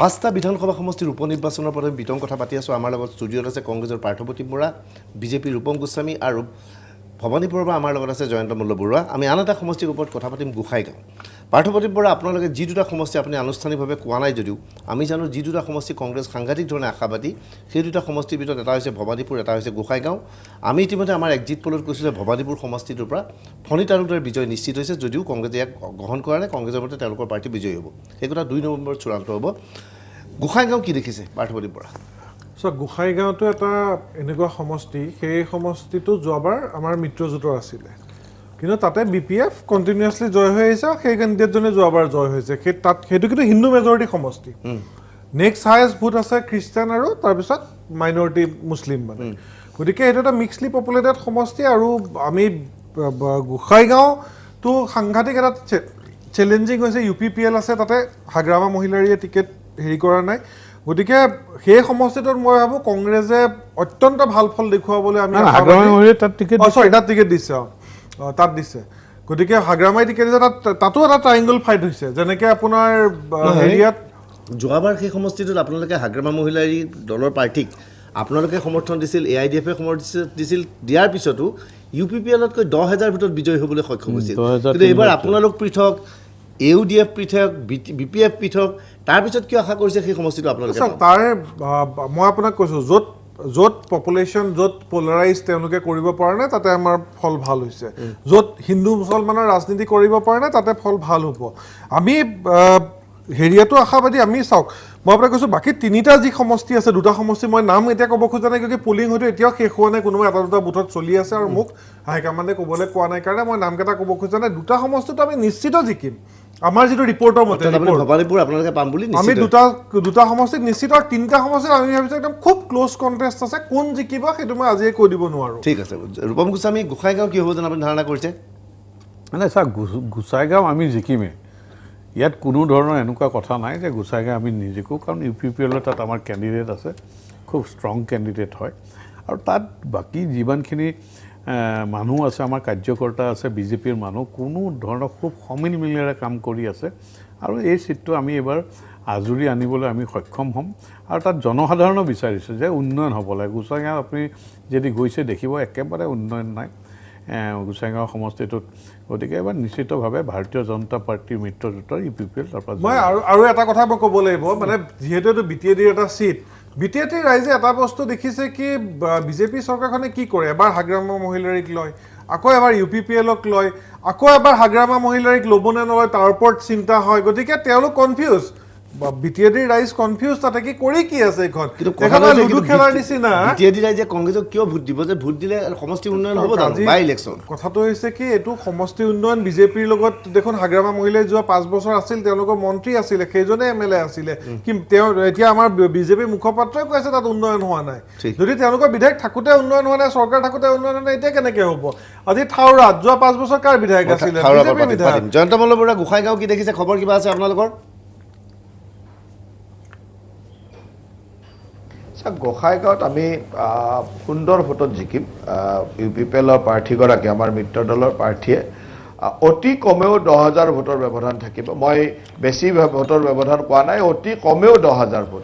গতিকে তাত এইটো ঠিক তাত ত্ৰিকোণীয়া কণ্টেষ্ট হৈছে, 3কোণীয়া কণ্টেষ্ট হৈছে, আৰু 3কোণীয়া কণ্টেষ্ট হ'লেও আমাৰ প্ৰাৰ্থীগৰাকীৰ যিটো জনমানসত তেওঁৰ যিটো স্থিতি বা জনমানসত তেওঁৰ যিটো ভাৱ, সেই গোটেইখিনি কথা প্লাছ UPPL আৰু BJP দলৰ কৰ্মকৰ্তাসকলে খুব অৰ্গেনাইজ ৱেত খুব সুন্দৰভাৱে কামখিনি কৰিছে। তাৰোপৰি এইবাৰ অসমৰ ৰাইজে এটা কথা বিশ্বাস কৰে যে আগন্তুক দিনত যোৱা 4টা মাহত মাননীয় মুখ্যমন্ত্ৰী ডক্টৰ হিমন্ত বিশ্ব শৰ্মাৰ নেতৃত্বত যি ধৰণৰ উন্নয়ন দেখিছে, সেই উন্নয়নৰ লগত প্ৰতিটো সমষ্টি আগবাঢ়ি যাব বিচাৰে। গতিকে সেই গোসাইগাঁৱে হওক, তামোলপুৰে হওক, ভবানীপুৰে হওক, থাওৰাই হওক, মৰিয়নিয়ে হওক, সকলোৱে ৰাইজে বিচাৰে যে হিমন্ত বিশ্ব শৰ্মাৰ এই উন্নয়নৰ জয়যাত্ৰাত তেওঁলোকেও সহযোদ্ধা হওক, সমভাগী হওক। গতিকে সেইকাৰণে মই ভাবোঁ যে এই কথাবিলাকে আটাইতকৈ ডাঙৰ গুৰুত্ব পাব, আৰু তাত বিপুল ভোটত, মানে 10,000তকৈ অধিক ভোটত আমি সুন্দৰভাৱে তাত বিজয়ী কৰিম। আৰু প্ৰতিদ্বন্দ্বী কোন হ'ব? আপুনি ত্ৰিকোণীয়া প্ৰতিদ্বন্দ্বিতা হৈছে বুলি কৈছে, মূল প্ৰতিদ্বন্দ্বী কোন হ'ব, কংগ্ৰেছ নে AIDF? চব 3কোণীয়া প্ৰতিদ্বন্দ্বিতাত ঠিক প্ৰতিদ্বন্দ্বিতা ক'বলৈ দিগদাৰ, কিন্তু তাত 3কোণীয়া প্ৰতিদ্বন্দ্বিতা এইটোৱে যে BPF আৰু কংগ্ৰেছৰ আৰু আমাৰ UPPLৰ মাজত 3কোণীয়া প্ৰতিদ্বন্দ্বিতা হ'ব। অৰ্থাৎ BPFৰ অস্তিত্ব এতিয়াও আছে বুলি আপুনি ক'ব বিচাৰে? নিশ্চয় আছে, BPFৰ অস্তিত্ব নাই বুলি আপুনি একেবাৰে এষাৰত ক'ব নোৱাৰে, কাৰণ তাত এতিয়াও তেওঁলোকৰ MCLৰ আগতে জিকি আছিলে, তাত তেনেকুৱা ধৰণৰ তেওঁলোকে 15 বছৰ তাত প্ৰায় BPFৰ স্থানীয় চৰকাৰ চলিছে BTRত। গতিকে তেওঁলোকৰতো কিছু পৰিমাণে ভোটাৰ বা কিছু পৰিমাণে তেওঁলোকৰ সমৰ্থক থকাটো স্বাভাৱিক, আৰু তেওঁলোকো সংগঠন একেবাৰে নাই বুলি ক'ব নোৱাৰে। কিন্তু শেহতীয়াভাৱে তাত কংগ্ৰেছৰ সংগঠন নাছিলে, কিন্তু বহুত বেলেগ বেলেগ কাৰণত কংগ্ৰেছৰ সংগঠনটো আচলতে কংগ্ৰেছ বুলি নহয়, আচলতে এতিয়া কংগ্ৰেছ যিহেতু সংখ্যালঘু মানুহৰ পাৰ্টি হৈ পৰিছে, সেইটো খাতিৰতে কংগ্ৰেছ তাত আহিছে, এইটো হ'ব নেকি যদি গোসাইগাঁৱত যদিয়ে গোসাইগাঁও যদিহে কংগ্ৰেছে ভাল পজিশ্যন পায় জিকিব পাৰে, মই ধৰি ল'লোঁ জিকিব পাৰে, আমি সমীক্ষা দেখুৱাম কিছু সময়ৰ পিছতেই, জিকিব পাৰে বা ছেকেণ্ড পজিশ্যনত থাকে, ভৱানীপুৰ ঠিক যেনেকৈ পাৰ্থপ্ৰতিম বৰাই কৈছে জিকিব পাৰে, কিন্তু আমাৰ সমীক্ষাই কৈছে ছেকেণ্ড পজিশ্যনত থাকিব। যি কি নহওক কংগ্ৰেছ ক্ৰমাৎ AIDFৰ বিকল্প হৈ গৈছে নেকি পাৰ্থপ্ৰতিম বৰা? চাওক, এটা কথা হৈছে কংগ্ৰেছ লাহে লাহে গৈ আছে চৰকাৰৰ দিশে বিজেপিৰ বিকল্প হ'বলৈ। কিয়কি বিজেপি দলৰ যি 4 মাহ আগৰ 5 বছৰ যিটো এটা শাসন চলাইছে, তেওঁলোকে এটাই ৰাজনীতি কৰিছে, তেওঁলোকে গৰু হিন্দু মুছলমান, তাৰ বাহিৰে তেওঁলোকৰ কোনো উন্নয়নৰ কথা নাই। আজি দালিৰ দামৰ পৰা, তেলৰ দামৰ পৰা, মিঠাতেলৰ দামৰ পৰা, ডিজেল পেট্ৰল গেছৰ দামৰ পৰা আপুনি বজাৰত এখন জুই লাগি আছে, সেই জুইখন নুমাবলৈ কাৰণে তেওঁলোকৰ কোনো ব্যৱস্থা নাই। তেওঁলোকে অতিৰঞ্জিত কৰি পেলাই ইছ্যু কিছুমান ক্ৰিয়েট কৰি পেলাই এওঁলোকে চলাই আছে। আৰু আজি যে জয়ন্ত মল্ল বৰুৱা, মই এক মিনিট, জয়ন্ত মল্ল বৰুৱাই কৈ আছে কি ক'ৰবাত 10,000 ক'ৰবাত 15,000, সেইটোতে গম পাব লাগে তেওঁলোকৰ কনফিডেঞ্চ কিমান। কিয়কি বিজেপি দলৰ শাসনত থাকি ইমান একেবাৰে ওপৰত উৰি তেওঁলোকে হেলিকপ্টাৰ প্লেন লৈ উৰি থাকি ইমান মন্ত্ৰী বিধায়ক কৰি যদি তেওঁলোকে কৈছে 10,000, তাৰমানে আপুনি বুজি পাওক সেই চিটবিলাক ক'ৰবাত না ক'ৰবাত কংগ্ৰেছ জয়ী হ'বলৈ গৈ আছে। ঠিক আছে, ৰূপম গোস্বামী। নাই, তেখেতে যিটো মূল্য বৃদ্ধিৰ কথা কৈছে, জনসাধাৰণে নিৰ্বাচন যেতিয়া শেষ হৈ যায় তেতিয়া অলপ বাস্তৱত আহিব লাগে। আৰু মই আপোনালোকক এই কথাটো স্পষ্ট ভাষাৰে কৈছোঁ যে আজিৰ তাৰিখত কংগ্ৰেছ দলত সেইসকল মানে কংগ্ৰেছ দল এটা মুছলমানৰ দল হৈ পৰিছে, তাত কোনো সন্দেহ নাই।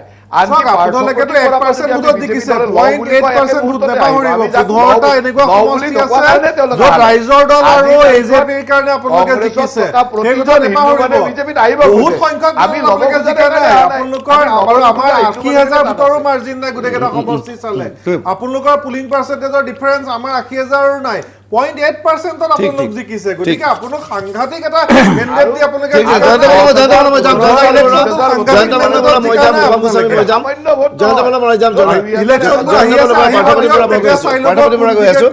গোসাইগাঁৱৰ ওপৰত আমি যি সমীক্ষা চলাইছিলোঁ সেই সমীক্ষা এইবাৰ আপোনালোকৰ ওচৰত আগবঢ়াব বিচাৰিছোঁ। গোসাইগাঁৱত কোন জিকিব? গোসাইগাঁও বিধানসভা সমষ্টিৰ উপ নিৰ্বাচনৰ ভোটদানে এটা কথা স্পষ্ট কৰি দিলে, দুটা ৰাজনৈতিক দলৰ ভৱিষ্যত কাৰ্যত শেষ হৈ গ'ল। সেই দুটা ৰাজনৈতিক দল হৈছে হাগ্ৰামা মহিলাৰ নেতৃত্বাধীন BPF আৰু বদৰুদ্দিন আজমলৰ নেতৃত্বাধীন AIUDF। বিগত সময়ত গোসাইগাঁও সমষ্টিৰ পৰা ঘনে ঘনে BPFৰ প্ৰাৰ্থী বিজয়ী হৈ আহিছিল। বিশেষকৈ বড়ো ভোটৰ লগতে বৃহৎ সংখ্যক ধৰ্মীয় সংখ্যালঘুৰ ভোট পোৱাৰ উপৰিও আদিবাসী, বঙালী, বড়ো জনগোষ্ঠী, কোচ ৰাজবংশীৰ ভোট পাইছিল BPF। ইয়াৰ বিপৰীতে AIUDFে সংখ্যালঘুৰ বৃহৎ সংখ্যক ভোট লাভ কৰিছিল। ফলশ্ৰুতিত প্ৰতিটো নিৰ্বাচনত দেখা গৈছিল AIUDFে দ্বিতীয় স্থানত সদায় বাহৰ পাতি আছিল। বিগত বিধানসভা নিৰ্বাচনত এই সমষ্টিৰ পৰা BPFে UPPLৰ প্ৰাৰ্থীতকৈ প্ৰায় 10,000 ভোটৰ ব্যৱধানত বিজয়ী হৈছিল। কিন্তু এইবাৰ সকলো সলনি হৈছে। গোসাইগাঁৱত বিজেপিৰ মিত্ৰজোঁট UPPLৰ প্ৰতিদ্বন্দ্বিতা হৈছে কংগ্ৰেছৰ লগত। তৃতীয় স্থানত আছে AIUDF। 5টা মাহৰ পূৰ্বে বিজয়ী হোৱা BPF এতিয়া চতুৰ্থ স্থানত।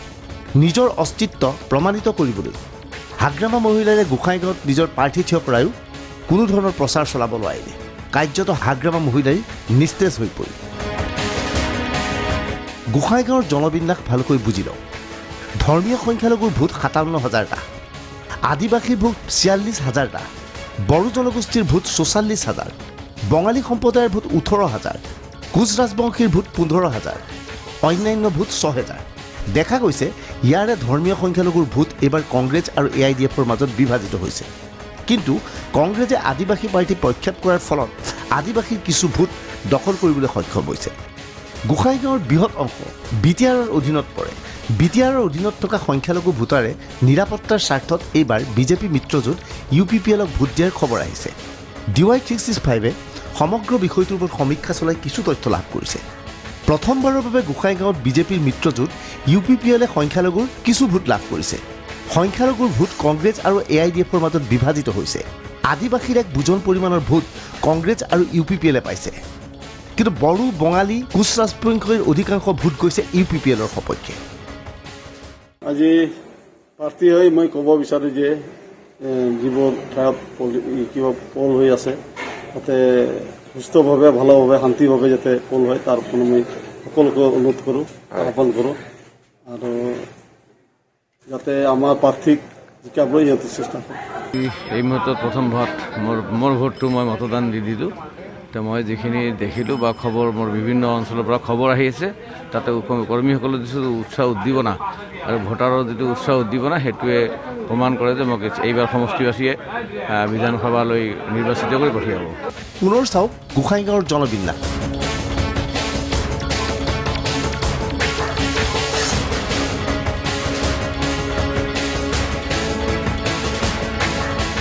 এই জনবিন্যাসে এটা কথা স্পষ্ট কৰি দিছে, বিজেপিৰ মিত্ৰজোঁট UPPLে প্ৰতিটো জনগোষ্ঠীৰ ভোট লাভ কৰিবলৈ সক্ষম হৈছে, কিন্তু সেয়া সম্ভৱপৰ হোৱা নাই কংগ্ৰেছৰ বাবে, যাৰ পৰিণতিত UPPLে সেই সমষ্টি দখল কৰাটো নিশ্চিত হৈ পৰিছে। Bureau report DY365। আমি দুটা সমষ্টিৰ সমীক্ষা আগবঢ়ালোঁ ইতিমধ্যে। ভৱানীপুৰ আমি কৈছোঁ এইটো বিজেপিয়ে পাব, গোসাইগাঁও আমি কৈছোঁ বিজেপিৰ মিত্ৰদল UPPLে পাব। এই সমীক্ষা কিমান শুদ্ধ হয় নে নহয় সেইটো 2 নৱেম্বৰত স্পষ্ট হ'ব। পাৰ্থপ্ৰতিম বৰা, আপুনি নিশ্চয় এই সমীক্ষাৰ লগত একমত হ'ব নোৱাৰিব। চাওক, আপুনি যিটো কৈছে আপোনালোকে হয়তো পাইছে, সদায় চব আপুনিতো নিজে কৰা নাই, কোনোবা এজেঞ্চিক দিছে বা কিবা, গতিকে চব সমীক্ষা সদায় শুদ্ধ নহয়। আৰু ভৱানীপুৰত মই ভাবোঁ যেনেকৈ জয়ন্ত মল্ল বৰুৱা ডাঙৰীয়াই কৈছে এইটো কথাত মই গোসাইগাঁৱত মই এইটো কথাত একমত কি তাতে BPF 3 নম্বৰত থাকিব আৰু UDFৰ কেণ্ডিডেটজনে খুব কম ভোট মই পাব বুলি মই ভাবোঁ, কিয় BPFৰ 3টামান মই ভাবোঁ MCLA 4টাৰ ভিতৰত তাতে আছে। আৰু কংগ্ৰেছ দেখা গৈছে যে যোৱাবাৰ যেতিয়া নিৰ্বাচন অনুষ্ঠিত হৈছিল আপোনালোক সকলো একত্ৰিত হোৱাৰ পিছতো AIDFৰ প্ৰাৰ্থীগৰাকী টিকট নোপোৱাৰ বাবে ইণ্ডিপেণ্ডেণ্টভাৱে উঠোঁতেই প্ৰায় 15,000 ভোট লাভ কৰিছিল। সেই 15 অলপ কম হৈছিল নেকি, মই 8,000 মান হৈছিলে। কিন্তু চাওক, আজি মই এটা কথা ক'ব খুজিছোঁ, তাতে মাইনৰিটি ভোটৰ কথা নহয়, তাতে মেজৰিটি, এইটো আকৌ হিন্দু মেজৰিটি চিট হয়। হিন্দু মেজৰিটি চিট হ'লেও তাতে খ্ৰীষ্টান পপুলেশ্যন আছে, মুছলিম পপুলেশ্যন মাইনৰিটি আছে, 1/3 অলমষ্ট মানে 2/3তকৈ বেছি হিন্দু, মানে 80,000তকৈ বেছি হিন্দু ভোট তাতে আছে। কিন্তু তাতে মই যেনেকৈ কৈছোঁ বিভিন্ন হেৰিয়াত তাতে মানুহবোৰ কনফিউজ। মানুহে হয়তো গোসাইগাঁও কোনোবা এখন গাঁৱত এতিয়াও নাজানে হাগ্ৰামা মহিলাৰী বিজেপিৰ লগত আছে নে নাই, গতিকে তাতে মানুহ কনফিউজ UPPL কাৰ লগত আছে, হাগ্ৰামা মহিলাৰী কাৰ লগত আছে। গতিকে মানুহে এটাই দেখিছে কি ইয়াতে ষ্টেগনেণ্ট আৰু ষ্টেডি এটাই পাৰ্টি আছে, কংগ্ৰেছ পাৰ্টি, সেইকাৰণে মানুহে কংগ্ৰেছৰ ফালে তাত অট'মেটিকলি ঢাল খাইছে। নাই মই অতনো কংগ্ৰেছৰ এইটোৱে ভুল। কংগ্ৰেছে ভাবে জনসাধাৰণে একো নাজানে। জনসাধাৰণে আজিকালি বহুত জানে আৰু তেওঁলোকে যথেষ্ট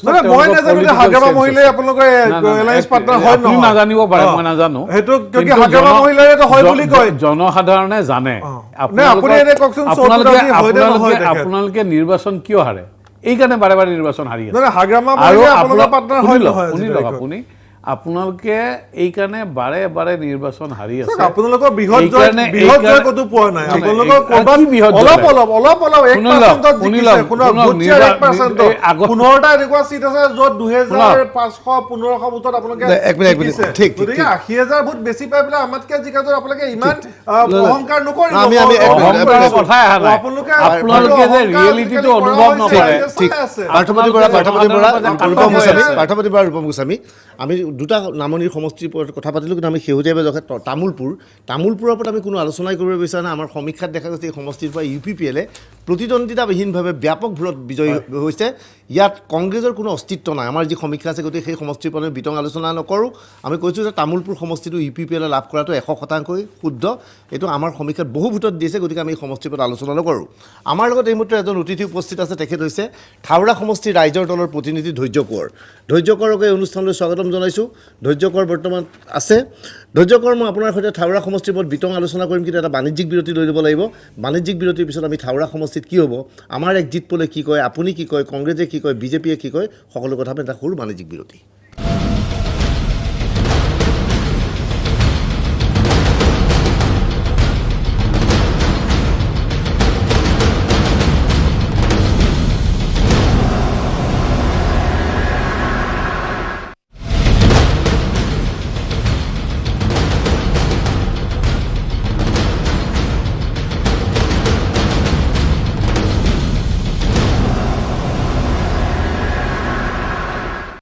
পাঁচটা বিধানসভা সমষ্টিৰ উপ নিৰ্বাচনৰ ওপৰত আমি এক্সিট পোলৰ ওপৰত আলোচনা কৰিছোঁ। এইমাত্ৰ এই মুহূৰ্তলৈকে আমি যি এক্সিট পোল দিছোঁ, ভৱানীপুৰ, থাওৰা, ভৱানীপুৰ, গোসাইগাঁও আৰু তামোলপুৰ, এই তিনিটা সমষ্টি বিজেপিৰ মিত্ৰজোঁটে পাব। ভৱানীপুৰ পুনৰ ফণী তালুকদাৰ জিকিব, UPPLে লাভ কৰিব গোসাইগাঁও কনষ্টিটুৱেঞ্চি, আৰু তামোলপুৰ সমষ্টিটো পুনৰ UPPLে লাভ কৰিব। এতিয়া আহোঁ থাওৰা আৰু মৰিয়নি প্ৰসংগ। থাওৰাৰ ৰাইজৰ দলৰ প্ৰাৰ্থী ধৈৰ্য কোঁৱৰ আমাৰ লগত আহি উপস্থিত হৈছে। ধৈৰ্য কোঁৱৰ, আপোনাক স্বাগতম জনাইছোঁ বাস্তৱতাৰ মাজতে সময় দিয়াৰ বাবে। আমাৰ সমীক্ষাটো আহিছে, সমীক্ষাৰ বিতং তথ্য কিছু সময়ৰ পিছত আপোনালোকক ধন্যবাদ। কিছু সময়ৰ পিছত আমাৰ সমীক্ষাৰ বিতং তথ্য দিম, কিন্তু আমাৰ খবৰ আহিছে থাওৰাত ৰাইজৰ দলৰ বেছ উত্থান হৈছে। মই জিকিব হাৰিব পিছত পাতিম। বেছ উত্থান হৈছে, যদিও সাংগঠনিকভাৱে আপোনালোক শক্তিশালী নাছিল। সেয়ে আপোনাক আগতীয়াকৈ শুভেচ্ছা জনাইছোঁ যে প্ৰথমবাৰৰ বাবে নিৰ্বাচনত প্ৰতিদ্বন্দ্বিতা কৰি আপুনি তাত শক্তিশালী ৰূপত আহিব পাৰিছে। কি দেখিছে আপুনি, জিকিব পাৰিম যেন লাগিছে নে নাই থাওৰাৰ পৰা? আচলতে এইবাৰ যিখন যুঁজ হৈছিল, এই যুঁজখন এগৰাকী প্ৰতাৰকৰ বিৰুদ্ধে হৈছিল, এগৰাকী বিশ্বাসঘাতকৰ বিৰুদ্ধে হৈছিল। মই এতিয়াও কওঁ, এই যুঁজ বিজেপি কংগ্ৰেছ বুলি হোৱা নাছিল। এই যুঁজ আচলতে বিশ্বাসঘাতকতাৰ বিৰুদ্ধে সমগ্ৰ সমষ্টিবাসী ৰাইজৰ ঐক্যবদ্ধ যুঁজ আছে। গতিকে সেই যিটো স্বাভিমান ৰক্ষা কৰিবৰ কাৰণে ৰাইজ উবৰি খাই পৰিছিল, আৰু মই আপোনাক আজি তাৰিখত কওঁ যে ৰাইজৰ দলৰ জয় নিশ্চিত। ইতিমধ্যে এই ৰায় দিছে বুলি আমি ভাবিব পাৰোঁ। আপুনি কি দেখা পাইছে যে নিৰ্বাচন শেষ হ'ল, ইতিমধ্যে নিশ্চয় আপোনালোকৰ সদস্যসকলৰ পৰা আপুনি ফিডবেক পাইছে, বিভিন্ন বুথ চেণ্টাৰৰ পৰা আহিছে, যে কেনেধৰণৰ প্ৰতিদ্বন্দ্বিতা হৈছে, কংগ্ৰেছৰ লগত প্ৰতিদ্বন্দ্বিতা হৈছে নে আপোনালোকৰ তথাকথিত বিশ্বাসঘাতক বিজেপিৰ সুশান্ত বৰগোহাঁইৰ লগত প্ৰতিদ্বন্দ্বিতা হৈছে? তেওঁলোকতো শাসক গোষ্ঠীৰ মানুহ, গতিকে তেওঁলোকৰ বিৰুদ্ধেই যুঁজখন হৈছে, আৰু তেওঁলোকৰ লগতে যুঁজ থাকিব। কাৰণ আপুনি দেখিছে যে যেতিয়া তেওঁলোকে পৰাজয় শংকাত ভুগিছিল, তেতিয়া সমগ্ৰ দিছপুৰখন আহি থাওৰা সমষ্টি পাই গৈছিল, মানে মিনি দিছপুৰ হৈছিল। গতিকে তেনেকুৱা এটা পৰিৱেশৰ মাজত যিহেতু তেওঁলোকে আছে, গতিকে তেওঁলোকৰ লগতে আমাৰ প্ৰতিদ্বন্দ্বিতা হ'ব। কিন্তু প্ৰতিদ্বন্দ্বিতাটো তেওঁলোক কিন্তু বহু দূৰত থাকিব, বহুজন আঁতৰত থাকিব তেওঁলোক। ধন্যবাদ ধৈৰ্য কোঁৱৰ, মই আপোনাৰ সৈতে পাতিম, কিন্তু মই এটা সৰু বাণিজ্যিক বিৰতি লৈ ল'ব লাগিব। বাণিজ্যিক বিৰতিৰ পিছত আমিও আমাৰ এক্সিট পল থাওৰাই কি কৈছে সেই বিষয়ে প্ৰকাশ কৰিম। লৈছোঁ এটা বাণিজ্যিক বিৰতি।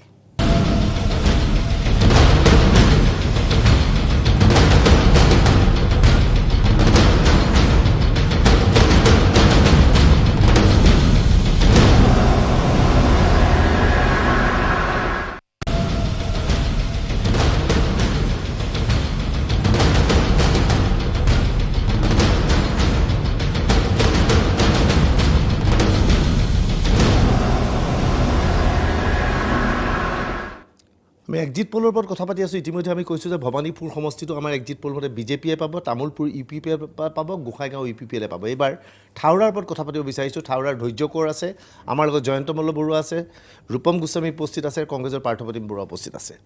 ইতিমধ্যে ধৈৰ্য কোঁৱৰে কৈছে যে থাওৰা সমষ্টিত তেওঁলোক জিকিব। মই এই প্ৰশ্নটো কংগ্ৰেছৰ পাৰ্থপ্ৰতিম বৰুৱাক সুধিব বিচাৰিছোঁ যে 5 মাহৰ আগলৈকে বিজেপিৰ ঢৌৰ মাজতো আপোনালোকে থাওৰা আৰু মৰিয়নি জিকিছিল, আৰু আজিৰ তাৰিখত থাওৰা সমষ্টিৰ পৰা ধৈৰ্য কোঁৱৰে জিকিম বুলি দাবী কৰিছে, প্ৰতিদ্বন্দ্বিতা হ'ব বিজেপিৰ সৈতে। আপুনি কি ভাবে? চাওক, ট্ৰাইংগুলাৰ ফাইট হ'ব বুলি সেইটো ময়ো আগৰ পৰা কৈ আছোঁ। বিভিন্নজনে ইয়াতো বহি পেলাই বিজেপিৰ মুখপাত্ৰকেইজনেও কৈছে, আৰু এইটো ধৈৰ্য কোঁৱৰ ডাঙৰীয়াও হয়তো একচেপ্ট কৰিব যে ট্ৰাইংগুলাৰ ফাইট হৈছে। গতিকে যেতিয়া তিনিটা দলৰ মাজত ফাইট হয়, মই ভাবোঁ এইটো এটা খুব লক্ষণীয় হয়, যেনেকৈ গোসাইগাঁৱত তিনিটা দলৰ মাজত ফাইট হৈছে। আৰু আজি এইটো কৈ দিয়াটো মানে সমষ্টি ভিত্তিক, কিন্তু মই যথেষ্ট আশাবাদী। কংগ্ৰেছৰ এইটো এটা ভেটি আছিলে, এইটো এটা দুৰ্গ আছিলে, আৰু বিজেপিৰ যিটো প্ৰতাৰণা সুশান্ত বৰগোহাঁই কৰিছে, আৰু এই চৰকাৰখনৰ বিফলতা, মূল্যবৃদ্ধি আৰু বিভিন্ন ইছ্যুত যেনেকৈ MLA কিনা বেচা কৰিছে, এই কথাখিনি থাওৰাবাসীয়ে ভোট দিব। কিন্তু থাওৰাবাসীৰ অত্যন্ত আৱেগিক কেনেকৈনো এজন বিধায়কক জিকাই পেলাই তেওঁলোকক ৰাতাৰাতি লৈ যাব পাৰে, যেনেকৈ ৰাৱণে সীতাক হৰণ কৰি লৈ গৈছিলে। এইবিলাক তেনেকুৱা ধৰণৰ কাহিনীকে হৰণ কৰি লৈ যোৱা ধৰণৰ কাহিনী। আজি চাওক, উন্নয়নৰ কথা তেওঁলোকে কয় বোলে তেওঁলোকৰ দলত গ'লে উন্নয়ন হ'ব। যোৱা 5টা বছৰ তেওঁলোকৰ বিধায়ক আছিলে, থাওৰাত ক'ত উন্নয়ন হৈছে? আপোনালোকৰ বহু চেনেলত আমি দেখা পাইছোঁ থাওৰাত খাবলৈ পানী নাই, তাতে ৰাস্তা নাই, তাতে কোনো ধৰণৰ স্কুল ঘৰৰ ব্যৱস্থা নাই। গতিকে থাওৰা সমষ্টিৰ উন্নয়ন যোৱা 5টা বছৰত যিমান পিছ পৰি গৈছে, গতিকে থাওৰাবাসীয়ে তাৰ যোগ্য প্ৰত্যুত্তৰ দিব আৰু এইটো এটা সঁচা কথা তাতে এটা তিনিকোণীয়া প্ৰতিদ্বন্দ্বিতা হোৱাটো এইটো এটা একদমেই সঁচা কথা আমি অত্যন্ত আশাবাদী থাউৰাটো এটা কংগ্ৰেছৰ দুৰ্গ আৰু এইটো এটা দুৰ্গ অক্ষুণ্ণ ৰূপম গোস্বামী আপুনি নিজে থাউৰাত বাহৰ পাতি আছিল আজি ধৈৰ্য কৰে দাবী কৰিছে থাউৰাত তেওঁলোক জিকিব আপুনি কি দেখিছে আপোনালোকে নিশ্চয় ভাবিব বিজেপিয়ে জিকিব যদি বিজেপি জিকে প্ৰতিদ্বন্দ্বিতা কাৰ লগত হৈছে ৰাইজৰ দলৰ সৈতে হৈছে নে কংগ্ৰেছৰ লগত হৈছে চাওক থাউৰা সমষ্টিত মোৰ দৃষ্টিত কোনো প্ৰতিদ্বন্দ্বিতা নাই তাত কোনো প্ৰতিদ্বন্দ্বী নাই ৰাইজৰ দলে তাত হয়তো খুপনি পুতিছে মই এইটো নকওঁ অস্বীকাৰ নকৰোঁ আৰু তাতে ৰাইজৰ দলৰ যথেষ্ট কষ্ট কৰিছে তেওঁলোকৰ মানে এটা সমস্যাটো কি হ'ল তাত মই যিটো অনুভৱ কৰিছোঁ এতিয়াতো নিৰ্বাচন গ'ল এতিয়া এইবিলাক কথা কৈ লাভ নাই যিটো সঁচা কথা যদি আপুনি প্ৰেক্টিকেলি ভাবে তাত বাহিৰৰ পৰা মানুহ আহি তেওঁলোকে প্ৰথমতে কাম কৰিছিলে আৰু তাত তেওঁলোকৰ বাহিৰৰ মানুহে অহাৰ বাবে এনেকুৱা লাগিছিল যে তেওঁলোকে তাত এটা পৰিৱেশ সৃষ্টি কৰিব পাৰিব এটা ঢৌ সৃষ্টি কৰিব পাৰিব কিন্তু এইটো বিফল হ'ল কিন্তু মই আচৰিত পাইছোঁ যে তেওঁলোকে যথেষ্ট পইচা খৰচ কৰিছে এই পইচা ক'ত পালে কেনেকৈ পালে আমিতো বুথত আমি শুনিবলৈ পাইছোঁ যে তেওঁলোকে প্ৰায় 25,000কে টকা দিছে কিন্তু আমাৰ বিজেপিয়ে দিয়া নাই বিজেপিয়ে গুৰুতৰ অভিযোগ উত্থাপন কৰিছে ৰাইজৰ দলে বহুত টকা খৰচা কৰিছে মই ছেকেণ্ড পইণ্টত যাম বহুত টকা খৰচা কৰিছে ক'ৰ পৰা আহিছে এই টকা তেওঁলোকে প্ৰশ্ন কৰিছে মোক ক'বলৈ দিলে ভাল পাম মই মোক ক'বলৈ দিলে ভাল পাম হেল্ল' হয় শুনিছে শুনিছোঁ হয় তেওঁ যিটো অভিযোগ উত্থাপন কৰিছে সেই অভিযোগটো আচলতে তেওঁলোকৰ ক্ষেত্ৰত খাটে কাৰণ ইয়াত পীযুষ হাজৰিকাই আহি ধনৰ বাকচটো লৈ বহি লৈছিলে আৰু প্ৰত্যেকজন মানুহক পইচা দিছে প্ৰত্যেক ঘৰ মানুহক পইচা দিছে গতিকে তেনেকৈ যুদ্ধ জয় কৰিব তেওঁলোকে বিচাৰিছিলে কিন্তু ৰাইজে আচলতে সেইটো নামানিলে ৰাইজে বুজি পালে যে বেচা কিনা যি ৰাজনীতি চলিছিল এই ৰাজনীতিক হটাবৰ কাৰণে ৰাইজ ঐক্যবদ্ধ হৈছিল আৰু সেইকাৰণে সুশান্ত বৰগোহাঁই প্ৰতাৰকৰ বিৰুদ্ধে ৰাইজ আজি ঐক্যবদ্ধ হৈছে আৰু এতিয়া ৰূপম গোস্বামী ডাঙৰীয়াই যি অভিযোগ উত্থাপিত কৰিছে এই অভিযোগটো আচলতে তেওঁলোকৰ নিজা অভিযোগ তেওঁলোকৰ ক্ষেত্ৰত খাটে গতিকে আমি তেওঁলোকে এইবিলাক কথা কয় অপপ্ৰচাৰ চলায় বহু ধৰণৰ অপপ্ৰচাৰ চলায় আমি এইবিলাক কথাত কোনো গুৰুত্ব নিদিওঁ ৰাইজে প্ৰকৃত সত্যটো জানিব পাৰিছে কিমান কাৰণ চাওক আপোনালোকে দেখিছে যে গোটেই দিছপুৰখন আহি পিনি ইয়াত বহি ল'লে গোটেই দিছপুৰখন ইয়াত বহি লৈছে গতিকে দিছপুৰখন যেতিয়া গোটেই ইয়াত বহি লৈছে থাউৰা সমষ্টি যেতিয়া মিনি দিছপুৰ হৈ গ'ল তাত কিমান টকা তেওঁলোকে খৰচ কৰিছে সেইটো এবাৰ কল্পনা কৰক একোখন সমিতিত একোখন পঞ্চায়তত এগৰাকী মন্ত্ৰীয়ে কিমানবাৰ মিটিং মাতিছে কিমানবাৰ ৰাজহুৱা সভা পাতিছে তাৰ খৰচটো বিচাৰিলে ওলাই পৰিব তেওঁলোকে কিমান খৰচ কৰিছে ঠিক গতিকে ইয়াত এবাৰ টকা কৰি দিলে মই তেখেতৰ কথাত এটা বেয়া পালোঁ সেইকাৰণে আমি ক'ব খুজিছোঁ অতনুদা গতিকে এই ধৰণৰ অসুস্থ যি ৰাজনীতি এই ধৰণৰ যি বেচা কিনা ৰাজনীতি এই ধৰণৰ যি মানুহে সততা নথকা মানুহে এনেকৈ কথা ক'ব পাৰে এই মানুহক কেতিয়াও বিশ্বাসত ল'ব নালাগে আৰু ৰাইজে সেইটো বুজি পাইছে আৰু সেইকাৰণে এইবাৰ উপ নিৰ্বাচনত তেওঁলোকক উচিত শিক্ষা দিব ৰূপম গোস্বামী ডাঙৰীয়াকৈ এইফালে দিহিংমুখৰ ফালে তেওঁ বহি লৈছিলে তেওঁ নিজৰ হাতেৰে কিমান টকা বিলাইছিল তেওঁ ইয়াত কৈ নিদিয়ে কিয় আপুনি যদি নিজে যদি ইয়াত যদি গোটেই কথাবিলাক ৰূপম গোস্বামীয়ে ক'ব হয় ইয়াত বহি লৈছিলে এনেকুৱা মিছা অভিযোগ দিব নালাগে আচলতে নাপায় দেই এনেকুৱা ষড়যন্ত্ৰ কেতিয়াও কৰিব নালাগে আপোনাৰ যদি হ'ল মই অলপমান কওঁ আপোনাক যথেষ্ট সুযোগ দিছোঁ আপুনি যদি মোক ক'বলৈ দিয়ে মই ভাল পাম তেখেতে মই কথাটো কোৱাৰ লগে লগে একদম জাঙুৰ খাই প্ৰথম কথা দ্বিতীয়তে তেখেতে বক্তব্য ৰাখিলে যে বিজেপিয়ে প্ৰত্যেক ঘৰে ঘৰে পইচা দিছে মই নাভাবোঁ যে থাউৰাবাসী মানুহৰ স্বাভিমান নাই থাউৰাবাসী মানুহৰ যথেষ্ট স্বাভিমান আছে কোনো ধৰণৰ থাউৰাত ভোট কিনিব নোৱাৰে মই বিশ্বাস কৰোঁ কাৰণ মই থাউৰাত আগতে মই এনেকৈ ঘূৰা নাছিলোঁ থাউৰাত এটা সময়ত ৰাজেন বৰাৰ নিচিনা LOC কেলেংকাৰী নায়কে অধিক কোটি কোটি টকা দিছিল কিন্তু ৰাজেন বৰা হাৰি গ'ল মই খালি এটাই কথা কৈছোঁ যে ইলেকশ্যন মেনেজমেণ্টৰ কাৰণে তেওঁলোকে বুথে ডাঙৰীয়া শালীনতা আপুনি নিজে বিধায়ক হ'ম বুলি ভাবিছে মই শালীনতাটো বজাই ৰাখিব আপুনি কওঁতে মই অলপো কোৱা নাই ধৈৰ্য কৰ ডাঙৰীয়া আপুনি এটা থাউৰা নিচিনা এটা একদম গাম্ভীৰ্যপূৰ্ণ সমষ্টিৰ পৰা নিৰ্বাচনত উঠিছে মই ভাবোঁ আপুনি মোক ডিষ্টাৰ্ব নকৰিলে মই ভাল ঠিক, পাম এক মিনিট। কাৰণ আজিৰ তাৰিখত আপুনি KMSSৰ নেতা নহয় আজিৰ তাৰিখত আপুনি KMSSৰ নেতা নহয় ঠিক আছে মই প্ৰেক্টিকেল কথাটো কওঁ এক মিনিট হয় এতিয়া মই ধৈৰ্য কৰ মোৰ সময় কম আছে ৰূপম গোস্বামী ধৈৰ্য কৰ এক মিনিট ধৈৰ্য কৰ জনতাৰ ভাষাৰে কথা কৰো গ্ৰাম্য জীৱনৰ নে মোক ক'ব দিবনে নে আপুনিয়ে কৈ থাকিব ঠিক আছে এক মিনিট ধৈৰ্য কৰ মই আপোনাৰ ওচৰত যাম ধৈৰ্য কৰ মই যাম ৰূপম গোস্বামী আপোনাৰ ওচৰত যাম ধৈৰ্য কৰ আপুনি মোক এক মিনিট ধৈৰ্য কৰ আশা কৰিছে যে এই সমষ্টিৰ পৰা তেওঁলোক থাউৰাৰ পৰা এইবাৰ ৰাইজৰ দল জিকিব কিন্তু আমাৰ সমীক্ষাই কি কৈছে আমি মই দুটা লাইন আমাৰ সমীক্ষাই কি আছে মৰিয়নিৰ ভোট কেন্দ্ৰ এটাৰ দৃশ্য এয়া মৰিয়নিৰ ভোটাৰৰ মাজত পূৰ্বৰ দৰে উৎসাহ নাই স্বাভাৱিকতে নাথাকিবই কিয়নো এয়া উপ নিৰ্বাচন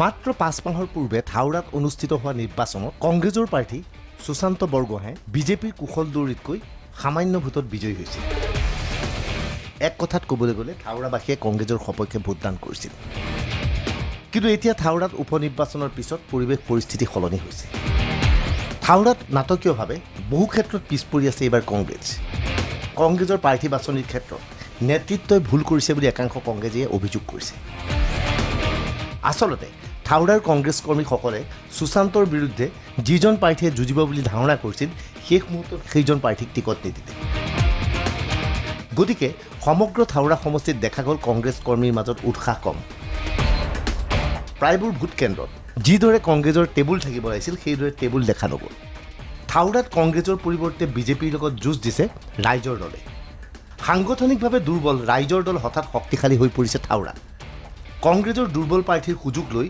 ভোটাৰৰ মন জয় কৰিবলৈ কিছু পৰিমাণে সক্ষম হৈছে অখিলৰ দল আচলতে থাউৰাত অখিলৰ দলৰ কোনো অস্তিত্বই নাছিল কিন্তু থাউৰাৰ আহোম ভোটাৰক সম্বল হিচাপে লৈ ধৈৰ্য কৰক প্ৰাৰ্থিত্ব দিছিল অখিল গগৈয়ে ধৈৰ্য কোঁৱৰ স্থানীয় ব্যক্তি ধৈৰ্য কোঁৱৰৰ তৎপৰতাত আৰু অখিলৰ ব্যাপক প্ৰচাৰৰ পিছত কংগ্ৰেছৰ পৰিৱৰ্তে দেখা গৈছে থাউৰাত বিজেপিৰ সৈতে যুঁজিছে অখিলৰ দলে থাউৰাৰ আহোম ভোটাৰৰ মাজত প্ৰভাৱ বিস্তাৰ কৰিছে ৰাইজৰ দলে এতিয়া জানি লওক থাউৰা সমষ্টিৰ জনবিন্যাস আহোম ভোটাৰ ৪৩,১৪৮ জন চাহ জনগোষ্ঠী ৩৩,২৬৯ জন অন্যান্য ১১,৩৭৩ জন ধৰ্মীয় সংখ্যালঘু ৫,২৯১ জন অনুসূচিত জাতি ৩,৩39 জন নেপালী ১,৫০৫ জন চুতীয়া ৯৮৮ জন UI 365ৰ ফালৰ পৰা চলোৱা সমীক্ষাত দেখা গৈছে অন্যান্য সম্প্ৰদায়ৰ ভোট ব্যাপক হাৰত সুশান্ত বৰগোহাঁই সমৰ্থন লাভ কৰিছে কিন্তু বকতা মৌজাৰ আহোম ভোটৰ ক্ষেত্ৰত কিছু প্ৰভাৱ বিস্তাৰ কৰিবলৈ সক্ষম হৈছে অখিলৰ নেতৃত্বাধীন ৰাইজৰ দলে তো ভাল লাগিছে ৰাইজৰো সঁহাৰি দেখিছোঁ আৰু বিগত সময়ছোৱাত ৰাইজৰ ব্যাপক সঁহাৰি কৰিছোঁ গতিকে সেইকাৰণে মই সমষ্টিবাসী ৰাইজক মই নমস্কাৰ জনাইছোঁ সেৱা জনাইছোঁ আৰু মই আপোনালোকৰ আশীৰ্বাদ বিচাৰিছোঁ এইখন আচলতে ৰাইজৰ লগত হোৱা এখন যুঁজ এগৰাকী প্ৰতাৰক এগৰাকী বিশ্বাসঘাতকৰ বিৰুদ্ধে যুঁজ হ'ব আৰু মানে প্ৰতাৰক আৰু বিশ্বাসঘাতকৰ বিৰুদ্ধে যুঁজখন হ'ব আৰু প্ৰতিদ্বন্দ্বী নিশ্চিতভাৱে তেওঁলোকে থাকিব কাৰণ যুঁজখন তেওঁলোকৰ বিৰুদ্ধে আৰম্ভ হৈছে ঐক্যবদ্ধ ৰাইজৰ যুঁজ কথাটো হ'ল যে এইটো এটা উপ নিৰ্বাচনত যথেষ্ট এনেধৰণৰ নাথাকে যে উৎকণ্ঠা কিবা এটা আৰু দ্বিতীয় কথাটো হ'ল যে আমি উন্নয়নৰ যিবিলাক দায়িত্ব লৈছিলোঁ সমষ্টিৰ কাম কৰিবলৈ আৰম্ভ কৰোঁতে যি সপোন দেখিছিলোঁ সেই সপোন বাস্তৱায়িত ক্ষেত্ৰত ক'ৰবাত নহয় ক'ৰবাত থমকি ৰোৱাৰ এটা আশংকা কৰিছিলোঁ আৰু ডক্টৰ হিমন্ত বিশ্ব শৰ্মা ডাঙৰীয়া নেতৃত্বাধীন যিখন ভাৰতীয় জনতা পাৰ্টীৰ চৰকাৰ সেই চৰকাৰখনে যেতিয়া তেখেতে যেতিয়া আহ্বান জনালে যে চৰকাৰখনৰ লগত থাকি কাম কাজ কৰাৰ সিদ্ধান্ত ল'লোঁ আৰু মই আজি দৃঢ়তাৰে বিশ্বাস কৰোঁ যে এই সিদ্ধান্তটো শুদ্ধ আৰু থাউৰা সমষ্টিৰ ৰাইজে অহা ৪.৫ বছৰ উন্নয়নৰ মুখ দেখা পাব থাউৰাৰ কেৱল বকতা মৌজাত কিছু প্ৰাধান্য লাভ কৰিছে ৰাইজৰ দলে কিন্তু তৎসত্ত্বেও বকতা মৌজাত ১ নম্বৰ স্থানত আছে বিজেপি সুশান্ত আৰু কুশল একলগ হোৱাৰ ফলত আহোম ভোট সাংঘাতিক ধৰণে বিজেপিৰ পৰা আঁতৰি যোৱা নাই এতিয়া প্ৰশ্ন হৈছে থাউৰা সমষ্টিৰ অধীনস্থ আহোম জনগোষ্ঠীৰ প্ৰাধান্য থকা বকতা মৌজাৰ ভোটৰ জৰিয়তে অখিল গগৈৰ দলে বিজেপিক প্ৰতিহত কৰিব পাৰিবনে আমাৰ সমীক্ষাত বিতং তথ্য সন্মুখলৈ আহিছে থাউৰাৰ মুঠ পঞ্চায়তৰ সংখ্যা ২০টা ইয়াৰে বকতা অঞ্চলত আছে ৫টা মৌজা বকতা পাৰিজাত নঙলামৰা নেমুগুৰি আৰু বৰবাম এই মৌজাকেইটাৰ লগতে মহাৰাণী মৌজাত ৰাইজৰ দলে কিছু প্ৰভাৱ বিস্তাৰ কৰিছে কিন্তু চাহ জনগোষ্ঠীৰ কেৱল খ্ৰীষ্টান ভোটতে সীমাবদ্ধ আছে কংগ্ৰেছ আৰু ৰাইজৰ দল। মিচিং দেউৰী আদিৰ 90% ভোট পোনে পোনে গৈছে বিজেপিলৈ। বিজেপি নেতৃত্ব নিশ্চিত যে সুশান্ত বৰগোহাঁই এইবাৰ বিজয়ী হৈ আহিব। স্বাভাৱিকতেই থাওৰাক কেন্দ্ৰ কৰি ৰাইজৰ দল যথেষ্ট আশাবাদী আছিল। ৰাইজৰ দলে ভাল ফলাফল দেখুৱাবলৈ সক্ষম হ'ব, কিন্তু ৰাইজৰ দলে কাৰ্যত থাওৰা জিকিব নোৱাৰিব। থাওৰাত বিজেপিৰ বিজয় নিশ্চিত হৈ পৰিছে। কংগ্ৰেছৰ পৰিৱৰ্তে এইবাৰ বিজেপিৰ বিধায়ক হিচাপে থাওৰাৰ পৰা নিৰ্বাচিত হ'ব সুশান্ত। কংগ্ৰেছৰ বাবে দুঃসংবাদ এই যে এইবাৰ এই দল তৃতীয় স্থানত থকাৰ সম্ভাৱনা প্ৰবল। বিজেপিৰ সুশান্তই প্ৰথমবাৰৰ বাবে 10,000ৰো অধিক ভোটৰ ব্যৱধানত বিজয়ী হ'ব। আমাৰ সমীক্ষাই এটা কথা স্পষ্টভাৱে কৈছে, পূৰ্বতকৈ এইবাৰ সুশান্ত বৰগোহাঁই ভোটৰ ব্যৱধান বৃদ্ধি পাব। এনে অৱস্থাত থাওৰাৰ পৰা বিজেপি বিজয়ী হোৱাটো নিশ্চিত হৈ পৰিছে। Bureau' report DY 365। Rupam Goswami, মই ধৈৰ্যকৰ কাষতো যাম। ধৈৰ্যকৰ নিশ্চয় এক্সিট পল মানি নল'ব, ৰূপম গোস্বামী নিশ্চয় মানি ল'ব। আপুনি কি ভাবে? না, মই এটা কথা আপোনাক কৈছোঁ, সংখ্যাৰে কৈছোঁ। আজি এইবাৰ তাতে এতিয়ালৈকে 87,000 পলিঙৰ কথা কৈছে, কিন্তু এইটো বাঢ়ি হয়তো 90,000 পলিং হ'ব। যোৱাবাৰ 96,000 পলিং হৈছিলে।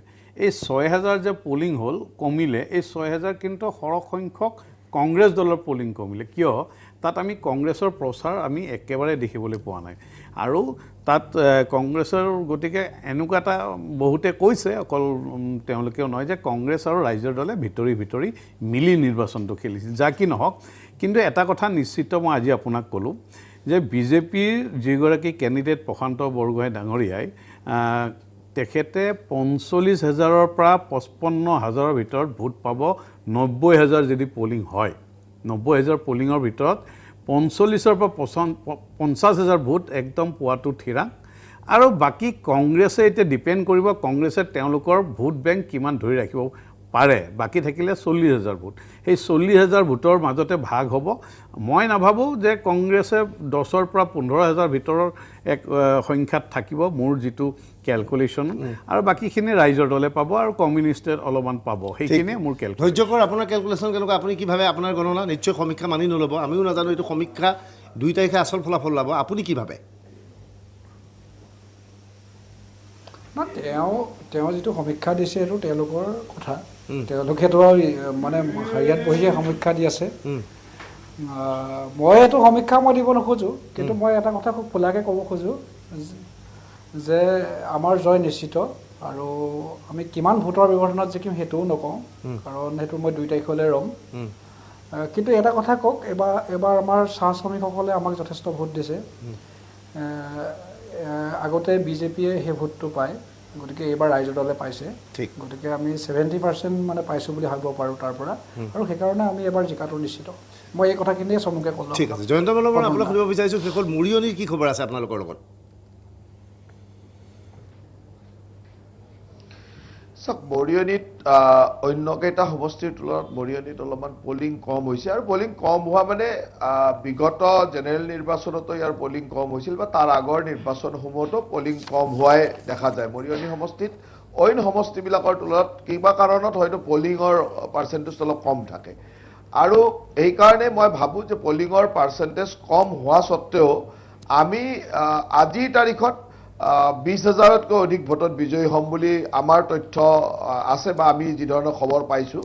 আৰু দুখ লগা ঘটনা সেইটোৱে যে এই 2টা সমষ্টি কেইদিনমান আগলৈকে কংগ্ৰেছৰ দখলত আছিল। এইবাৰ 2টা সমষ্টি, থাওৰা আৰু মৰিয়নি, এই 2টা সমষ্টিতে কংগ্ৰেছ তৃতীয় স্থানত থাকিব। আৰু এইটো ঠিক যে ৰাইজৰ দল নতুন হিচাপে হ'লেও 2টাতে প্ৰতিদ্বন্দ্বিতাত আহিব। আৰু থাওৰাৰ দৰে সমষ্টিত 15,000তকৈ বেছি ভোটত বিজয় হোৱা মানে বহুত ডাঙৰ বিজয়। কাৰণ থাওৰাত পলিঙে হৈছে 87-88। ঠিক, মোৰ সময় কম আছে জয়ন্ত মল্ল। মোৰ সময় কম আছে, যেতিয়া 15,000। মোৰ সময় অলপ কম আছে। মই পাৰ্থপ্ৰতিমক সুধিব যে মৰিয়নিত আপুনি কি দেখা পাইছে? চাওক, কথাটো হৈছে কি, তেওঁলোকৰ এইটো কামনা কি তেনেকুৱা এটা হওক, কিন্তু বাস্তৱ কথাটো একেবাৰে বেলেগ। ৰাইজে এবাৰ মূল্য বৃদ্ধিৰ বিৰুদ্ধে ভোট দিছে। ৰাইজে এই চৰকাৰখন যে বিফল হৈছে 4টা মাহত, আজিও মিজোৰাম বৰ্ডাৰত কিবা টেনশ্যন হৈছে বুলি আমি টিভিত নিউজত দেখা পাইছোঁ। গতিকে এই কথাবিলাকৰ বিৰুদ্ধে ৰাইজে ভোট দিছে। তেওঁলোকৰ যি দাম্ভিক অহংকাৰ এটা ভাৱ উঠিছে, তেওঁলোকে মাটিত নামিবই নোখোজে। তেওঁলোকে এনেকুৱা কৰে যেন 50 বছৰ পৰা তেওঁলোকৰ চৰকাৰ চলিয়ে আছে, তেওঁলোক হাৰাই নাই। এই কথাবিলাকৰ বিৰুদ্ধে 50 বছৰ চলিব, চলা নাই, 50 বছৰ চলিব। কল্পনাত থাকক, ৰাইজ আছে, ৰাইজে ব্যৱস্থা ল'ব। আপোনালোকে যেতিয়া 100 টকীয়া পানী বটল খোৱা কথা কয়, যেতিয়া বাইকত 3-4টা মানুহ উঠা কথা কয়, ৰাইজে চাই আছে আৰু ৰাইজে তাৰ উত্তৰ ৰাইজে চাই আছে, ৰাইজে কি চাই আছে, ৰাইজে কি চাই আছে, ৰাইজে কি আছে। ঠিক ঠিক। মই এতিয়া এক্সিট পলৰ আমাৰ ফাইনেল গ্ৰাফিক্স দেখুৱাম। আমাৰ খবৰ অনুসৰি মৰিয়নিৰ ওপৰত আমি প্ৰতিবেদন প্ৰস্তুত কৰিছিলোঁ, আমাৰ সময় নাই। মৰিয়নিৰ খবৰ অনুসৰি মৰিয়নিৰ ৰূপজ্যোতি কুৰ্মী বিজয়ী হোৱাটো এক প্ৰকাৰ নিশ্চিত হৈছে। এই সমষ্টিটোত ৰূপজ্যোতি কুৰ্মী, বিজেপি, কংগ্ৰেছ আৰু ৰাইজৰ দলৰ মাজত প্ৰতিদ্বন্দ্বিতা হৈছিল। ত্ৰিকোণীয়া প্ৰতিদ্বন্দ্বিতাত বিশেষকৈ চাহ জনগোষ্ঠীৰ ভোটৰ বাবে 40খন চাহ বাগিচাৰ যথেষ্ট সংখ্যক ভোট ৰূপজ্যোতিৰ সপক্ষে আহিছে। মৰিয়নি চহৰৰ ভোটো আহিছে, কিন্তু চেলেংঘাট অঞ্চলত কিছু ভোট ৰাইজৰ দলে পাইছে আৰু চাহ বাগিচাত কিছু ভোট কংগ্ৰেছে পাইছে, যাৰ পৰিণতিত ৰূপজ্যোতি কুৰ্মী পুনৰ বিজয়ী হৈছে। ফাইনেল এক্সিট পল আমি গ্ৰাফিকেলি আপোনালোকক দেখুৱাব বিচাৰিছোঁ। ফাইনেল এক্সিট পল আমাৰ মতে যি আহিছে, থাউৰা বিজেপিয়ে দখল কৰিবলৈ সক্ষম হ'ব। 2 তাৰিখে চূড়ান্ত খবৰ আহিব মাত্ৰ এক্সিট পল। আমি এক্সিট পল অনুসৰি আমি মৰিয়নি পুনৰ বিজেপিৰ দখলত গৈছে বুলি ক'ব বিচাৰিছোঁ। আমাৰ যি এক্সিট পলে ৰাজ্যৰ যি 5টা সমষ্টিত চলাইছিলোঁ, ভৱানীপুৰ বিজেপি অৰ্থাৎ বিজেপিয়ে 3খন আসন লাভ কৰিব। ইয়াৰ পিছত থাকিলে তামোলপুৰ UPPLে প্ৰতিদ্বন্দ্বিতাবিহীনভাৱে পাইছে আৰু গোসাইগাঁৱত কংগ্ৰেছৰ লগত তীব্ৰ প্ৰতিদ্বন্দ্বিতা হোৱাৰ পিছতো UPPL এখন পাইছে। যদি সেয়ে হয়, এক কথাত ক'বলৈ গ'লে বিজেপিৰ মিত্ৰজোঁটে 5খন আসন লাভ কৰিছে, 5খনৰ ভিতৰত 5খন, আৰু বিৰোধী কাৰ্যত এখনো আসন দখল কৰিবলৈ পৰা নাই। আমি আশা কৰোঁ এই অভিযোগ সত্য হয়নে, এই তথ্য সত্য হয়নে 2 নৱেম্বৰত গম পাব। সকলোকে ধন্যবাদ জনাই অনুষ্ঠানৰ পৰা বিদায় লৈছোঁ। ধন্যবাদ, শুভৰাত্ৰি।